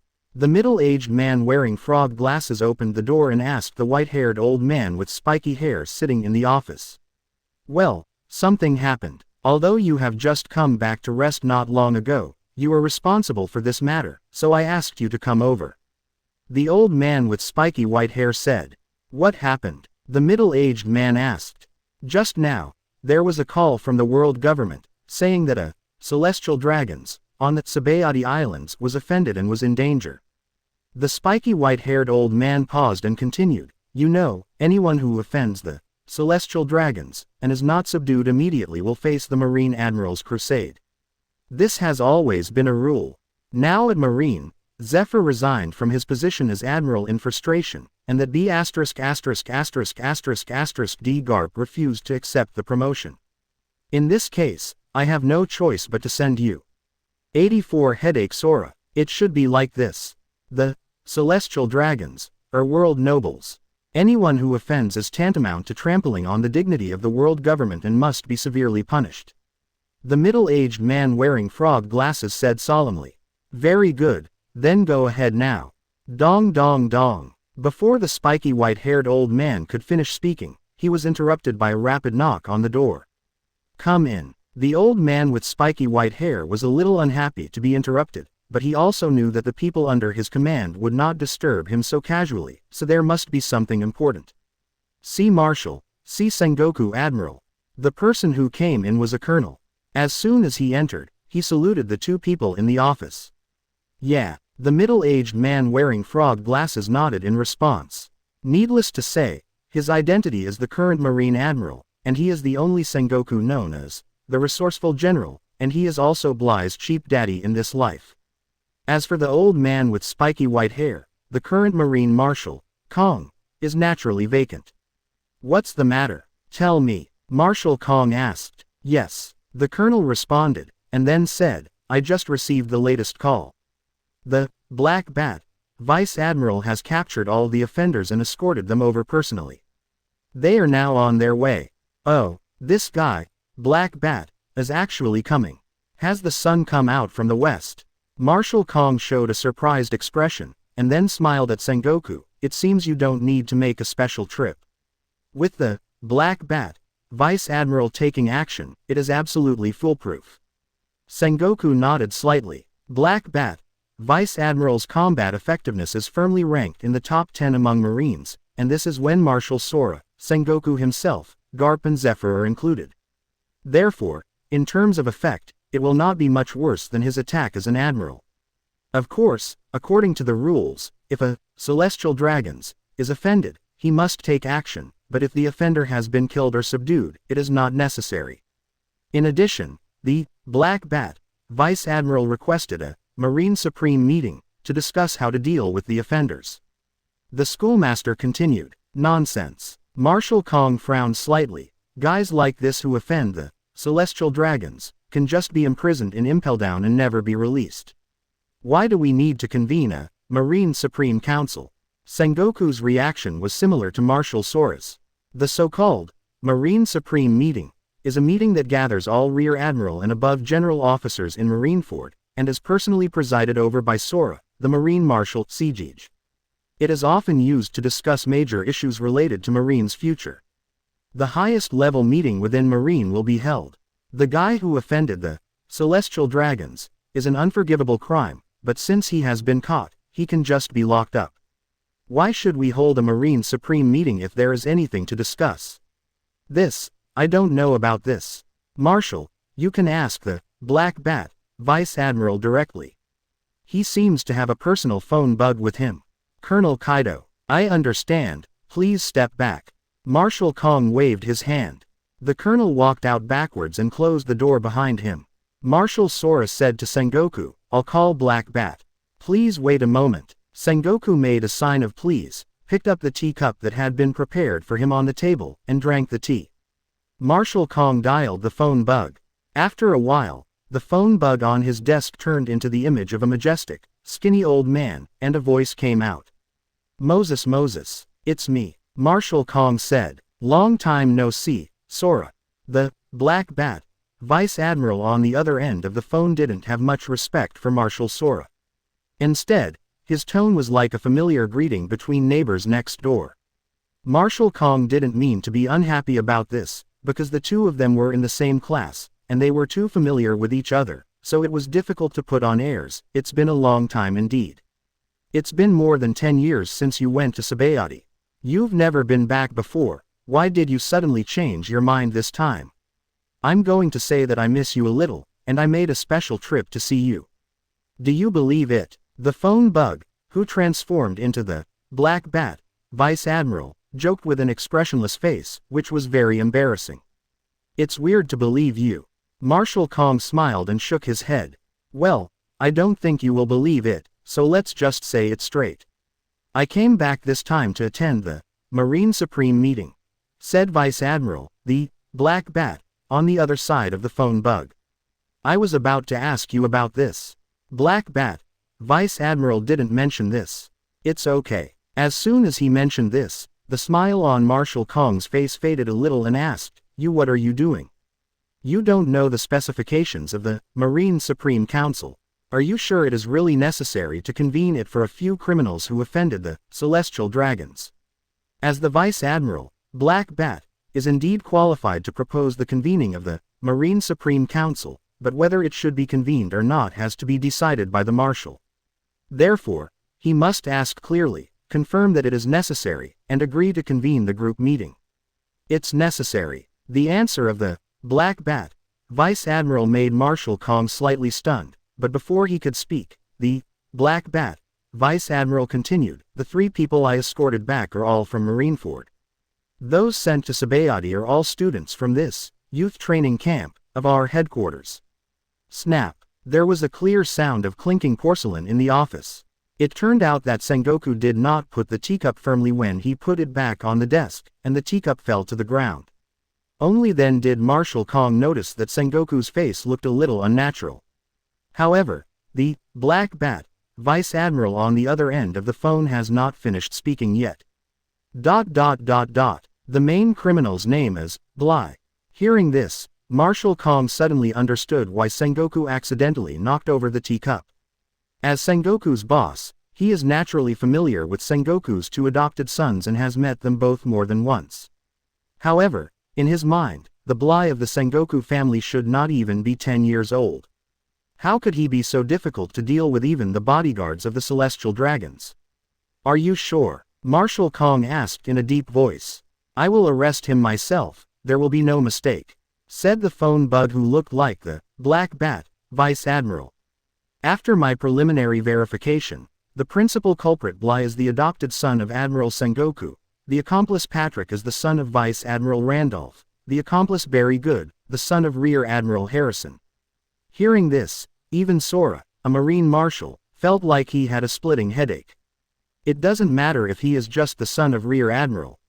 Although Rear Admiral is considered a senior officer, strictly speaking, he is not a real high-ranking officer in the Shanghai Chamber of Commerce. But like Randolph, even among the many Vice Admirals, he is definitely the best. He belongs to the top elite Vice Admirals.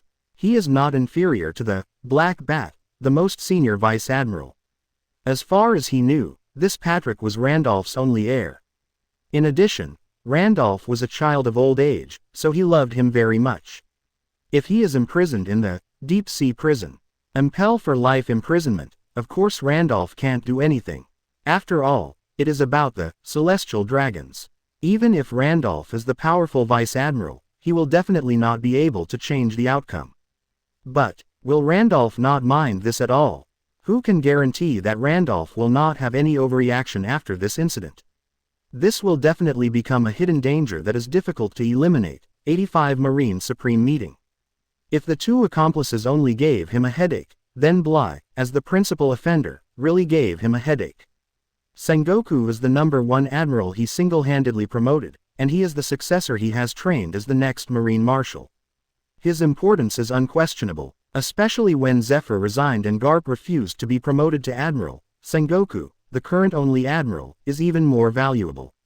Unlike Garp and Zephyr, Sengoku never married and devoted all of himself to Marine. These two adopted sons can be said to be his only relatives, and their relationship is very deep. Marshal Sora knew Sengoku very well, so he knew very well that with Sengoku's character, even if the two adopted sons violated the laws of Marine and world government, Sengoku would not be able to show favoritism. But if he personally sends his adopted son to the hell-like, deep-sea prison, for permanent detention, will it really not hurt even Sengoku, who seems to be hard-hearted? It is precisely because he knows Sengoku so well that he understands, some things may not be as they appear on the surface. Dealing with 3 Marine miscellaneous soldiers who offended the celestial dragons was not a big deal. For Sora, who was in charge of the Marines, it was normal for Marines who made mistakes to be punished every day. But dealing with these 3 people may make Marines only admiral and the top elite vice admiral have a grudge, which gives Marshal Kong a bit of a headache. The Black Bat, Vice Admiral continued to say.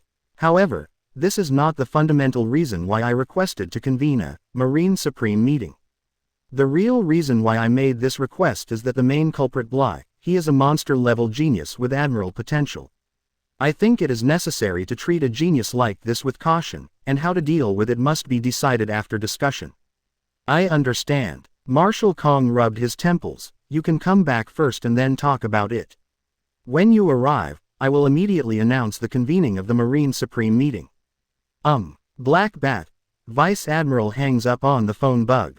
Turning around, the Black Bat, Vice Admiral looked at Bly who was locked in a steel cage, and sighed, you are still too impulsive. Master Black Bat, there is no need to say this. I can't turn a blind eye to that situation. Bly sat in the cage and looked at the Black Bat Vice Admiral and said, seeing the celestial dragons, in fact, I also wanted to hide away. You may not believe it, but I considered this issue on the first day I set foot on Sabayati. My idea at that time was to hide as far away as I could from them. Quote, but you've seen the result, you can't avoid it. Bly laughed at himself. No matter what, I will try my best to intercede on your behalf, but I can't guarantee anything. This matter is very sensitive, and even Marshal Kong doesn't dare to make a decision casually. As for Sengoku, are you trying to say that Dad won't go against the wishes of the world government and try to interfere with the punishment just because I'm his son? Bly told the Black Bat Vice Admiral in advance. Compared to understanding Sengoku, the cheap daddy, Black Bolt, will be far inferior to him. Whether it is from the memory of the original Little Bly or from the comics, it is enough for Bly to understand Sengoku's personality. People who hate Sengoku call him the #1 lackey of the world government. Although there are personal sentiments in this statement, it is not entirely unreasonable. Sengoku's philosophy is to implement the will of the world government and eliminate all those who are enemies of the world government, even those close to it, without exception. Is your kid really only less than 10 years old? Black Bat Vice Admiral looked at Bly with a strange look, and continued, it's a pity that I didn't realize that your kid is a good prospect earlier. Otherwise, as soon as you arrived at Sabayati, I will accept you as a disciple and send you away. Even so, do you think that with my personality, I will be locked up by you? Bly said with a smile. At this time, you are still in the mood to joke. I really appreciate you more and more. There was a look of regret on the thin face of the Black Bat Vice Admiral. As he said, he still doesn't know Bly's final outcome. He could even roughly guess that there was more than a 90% chance that this matter would not turn around because of the Marine Supreme meeting he requested. All he wanted was peace of mind. As a veteran of Marine, he couldn't sit back and watch such a good prospect be scrapped so easily. Even if he couldn't change the outcome in the end, he would still try his best. His old chess friend from the Bounty Hunters Guild saw exactly this and pointed out Bly, Mr. V's identity in front of it. The Ocean Conference Hall is the largest conference hall in Naval Headquarters, no other. Please give me flowers, oh. This conference hall was built for only one purpose, and that is to hold the Marine Supreme meeting. This is also to highlight the uniqueness and respect of the meeting. In addition, since there are many foreign races such as giants among Marines senior officers, the top of the Ocean Conference Hall can be opened. During the meeting, the giant officers can sit outside and participate in the meeting. It can be said that the entire conference hall, the design is very comprehensive. In the early morning, some general-level officers had already arrived at the Ocean Conference Hall one after another, and sat on the seats that had been arranged. However, most of the first batch of general-level officers were just rear admiral officers. Most of the generals haven't shown up yet. Most of these general-level officers knew each other, so after being arranged to sit down, they started chatting in groups. 0. Who knows what this meeting is about? Asked a square-faced rear admiral officer. I don't know. Are we going to select admiral again? Another officer speculated. No way. Generally speaking, a new admiral will be selected only after all the admirals of the first generation have retired. Sengoku Admiral will still have some years left before retirement. Another rear admiral said, I think it's not impossible. The situation this year is quite special. Vice Admiral Garp, who was supposed to be promoted to admiral, refused to be promoted to admiral. And the original Zephyr Admiral encountered that incident again, which made him frustrated and resigned. In such a big marine, there is only one admiral like Sengoku Admiral, so I'm afraid it's not enough. The square-faced rear admiral pondered. Okay, stop guessing. This meeting is not for selecting admiral. While the discussion between the three was heated, the man sleeping next to him suddenly straightened up and stretched. Dalmasha, do you know the reason for convening this meeting? Tell me quickly. The three of them urged after hearing the stretching man's words. Dalmasha had no intention of showing off, and shrugged, I can't guarantee the authenticity, but I heard that the purpose of holding this meeting is to discuss how to deal with a few guys who have offended the celestial dragons. The initiator is Black Bat, Vice Admiral. What? It's actually the Black Bat, Vice Admiral. The three of them were slightly surprised when they heard this, because they were all familiar with this senior Vice Admiral, who was the senior Vice Admiral in the same class as Marshal Sora. 86 adding insult to injury. And the reason why they were surprised was because the Black Bat, Vice Admiral had not been back to Marineford once since he went to guard the Senbei Islands more than 10 years ago. How come he came back for the first time this time? Also proactively initiated the Marine Supreme meeting. Every year, there are some unsighted guys who offend the celestial dragons, and are simply imprisoned in the deep-sea prison. Why bother to hold a special meeting to discuss it? The square-faced Rear Admiral frowned. Since the Black Bat, Vice Admiral made this request, and Marshal Kong agreed to convene the meeting, it proves that it is indeed necessary. I'm afraid it's not our turn to question this. Dalmesha took a different view. That's right, I was confused. The square-faced Rear Admiral realized that he had gone too far and smiled awkwardly. Yo, junior brother Dalmesha came very early. While Dalmesha was chatting with 3 Rear Admiral colleagues, a slightly obscene voice, 060, came from behind. Meet the Vice Admiral of Bolsolino. The other 3 people nodded and saluted behind Dalmesha. Dalmesha also turned around, smiled at the person who came and said, I happened to get up early, so I came directly, but senior brother, Kizaru, I didn't expect you to come so early. Such a wonderful meeting, of course, came earlier. I can't wait to see that annoying brat put on trial. Kizaru made no secret of his gloating. Which brat? After hearing the words of Kizaru, Volmasi suddenly had an ominous premonition in his heart. Junior brother, don't you know? Kizaru showed a surprised look, and then said, it's that annoying kid named Bly.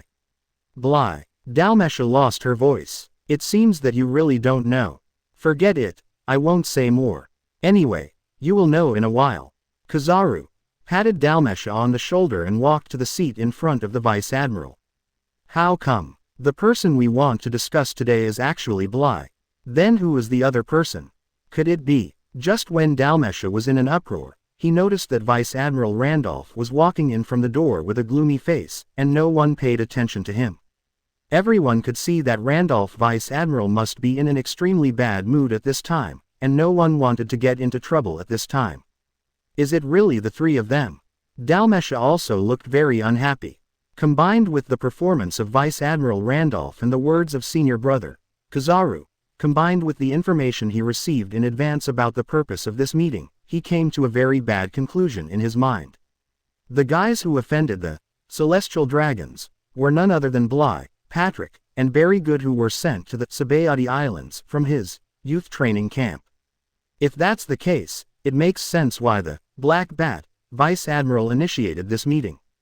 Considering that the Black Bat Vice Admiral is the highest official of Senbei, all of this it also becomes more and more reasonable.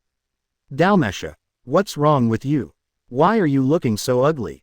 The 3 Rear Admirals who had been chatting with Dalmesha noticed the change in Dalmesha's expression. I'm fine. Dalmesha shook her head, not wanting to explain. He still had a glimmer of hope, hoping that he had guessed wrong. Because no matter which one of these 3 people is his disciple, they are all relatively optimistic, especially Bly. If something like this happened because he was sent to Senbei for training, he, as a teacher, would not be able to escape the blame. Even if no one blamed him, he himself would not be able to forgive himself for his misfortune. However, with the expressionless entrance of Sengoku Admiral and the silent appearance of Marshal Sora, Dalmesha felt increasingly uncomfortable. It wasn't until the Black Bat Vice Admiral made his final appearance, with 3 teenagers chained in handcuffs behind him, that Dalmesha finally lost her composure and turned pale. It's really them. At this moment, he was extremely annoyed. How he wished he had not made the decision to send the 3 of them to Senbei. The start time of the Marine Supreme meeting is 9 o'clock sharp. It is actually only a little after 8:30 now. There are still more than 20 minutes until the start. However, the general officers are obviously very punctual. Those who are supposed to arrive, everyone has arrived at this time. Since everyone has arrived, there is no need to wait any longer and let's get started. Marshal Kong Duan sat facing the direction of the gate and said facing the direction of the gate. The Marine soldiers guarding the gate heard this and immediately sent them to the gate. This meeting was initiated by the Black Bat Vice Admiral, and I finally decided on the topic of the meeting. Some people present may have heard about it in advance, but in order to take care of those who are still unclear, I will go into detail here. Explain at once, Marshal Kong said solemnly. There was silence in the conference room. Everyone was waiting for Marshal Kong's next words. 2 days ago, a celestial dragons was offended in Sabayati Islands. Marshal Kong began to describe the whole story, trying to describe it in the most concise language without any connotation. Any personal emotional tendency only roughly reproduces the entire process of things. Of course, this process omits the arrogance of celestial dragons, because it is not convenient to say it on this occasion, and even if it is not mentioned, how many of you here are not clear about the urinary nature of celestial dragons? Just think about it yourself. It can also restore the approximate true situation. That's probably what happened. Now the people have been brought back by the Black Bat, Vice Admiral. They are the 3 people over there. Marshal Kong pointed at the Black Bat, Vice Admiral, who was sitting in a special seat next to him and stood behind him. 3 teenagers, and continued, the reason why Black Bat, Vice Admiral initiated this meeting is because one of the 3 of them has admiral potential. Black Bat, Vice Admiral believes that this kind of talent Marine needs to treat with caution. It should not be dealt with casually, so I want to discuss it through this meeting. Admiral potential, hey, just these 3 brats. As soon as the Marshal finished his empty words, a lewd sneer suddenly came out. Many eyes in the conference hall immediately looked in the direction of the sound, but they saw that there was an opening. The one is Vice Admiral Kizaru Borsellino, the top Vice Admiral who has been rumored to be one of the next Marine Admirals. Are you questioning my vision, Borsellino? The skinny old man, Black Bat, Vice Admiral asked with a gloomy face. Black Bat, Vice Admiral, don't be angry. I'm just talking about the matter, and I don't mean to target anyone. Speaking of which, I have seen these 3 brats before in 1.9. Maybe they all have some talents, but who has admiral potential? This is a bit exaggerated. Kizaru shrugged. As for the displeasure of the Black Bat, Vice Admiral, he did not take it seriously. Kizaru is crazy, although he doesn't usually show it, but deep down he is arrogant than anyone else. No matter what emotions he shows, it is just his way of dealing with the world. Afraid. This emotion seems to have not appeared in his dictionary for a long time. At only 8 years old, he alone obtained the 6-star bounty hunter status of the Bounty Hunters Guild, by virtue of his own ability, and also single-handedly suppressed a team of celestial dragons, bodyguards whose average strength was above the colonel level. Tell me, if this is not considered admiral potential, then what is? Black Bat, Vice Admiral slapped the armrest of the chair and asked sharply. 87 Sengoku's sudden departure. Hearing the words of the Black Bat, Vice Admiral Kizaru was stunned. He knew that the person with admiral potential that the Black Bat, Vice Admiral was referring to this time was Bly. It was precisely because he knew this that he suddenly spoke out. Because he has seen Bly's strength. Even against Smoker, he needs to rely on resourcefulness to win. It is too ridiculous to talk about Admiral's potential, right? You know, even Smoker, given the current situation, is far from being called having Admiral potential, and is still far from a true monster-level genius. Therefore, for the statement that Bly has Admiral potential, Kizaru directly assumes that this is because he is Sengoku's adopted son, so the Black Bat, Vice Admiral intends to do Sengoku 10 favors. It's not surprising that he would think so, because Bly's explosive strength happened to be in the half-year after the duel with Smoker. The biggest leap period was after going to Sabayati Land and gaining 1 year of training time at the Shulan Temple. In that year, Bly not only made a leap in strength, but also gained an extra year of growth out of thin air. 29 because in that year of practice, this world only passed by for a moment. It was precisely these factors that caused Kizaru to misjudge Bly's strength. On the other hand, he had no way of knowing that during the time he went to Sabayati, Bly had acquired the identity of Mr. V, and became a superstar of the Bounty Hunters Guild. He even had the experience of benefiting from 2 monster-level geniuses, Marco the Phoenix and Hercules, the Wrath of the Machine. These things were all unknown to the monstrous ape. If he knew these things, even if he wanted to make trouble for Bly, he would not choose to attack the issue of whether Bly has admiral potential. Porcellino, Regarding the question of whether the statement about Admiral's potential is true, I have verified it in detail. The Black Bat, Vice Admiral is not exaggerating. You don't have to question this. Marshal Kong said with finality at this time. Yo, is that so? I made a mistake. I hope the Vice Admiral, Black Bat, has more people and doesn't want to be on the same level as me. Kizaru said slyly. Black Bat, Vice Admiral snorted coldly and did not reply to his words. At this moment, another heavyweight spoke. So what if you really have Admiral potential? Celestial dragons cannot be offended. This is an iron law set by the world government. Can high talent violate the will of the world government? It's ridiculous. This time the one who spoke was Akainu Sakazuki, the top vice admiral who was rumored to be Marine's next admiral along with Kizaru Borsellino. Kizaru spoke out because Bly had offended him before, and he was notorious for holding grudges, so he was unwilling to let go of this opportunity to add insult to injury. Akainu is not the case. He has no grievances with the three Bly people. He speaks at this time without any personal prejudice simply because his philosophy does not allow him to sit back and watch Bly's master escape sanctions. Sakazuki, you don't have the final say whether it's ridiculous or not. Black Bat, Vice Admiral is also thinking about Marine's future.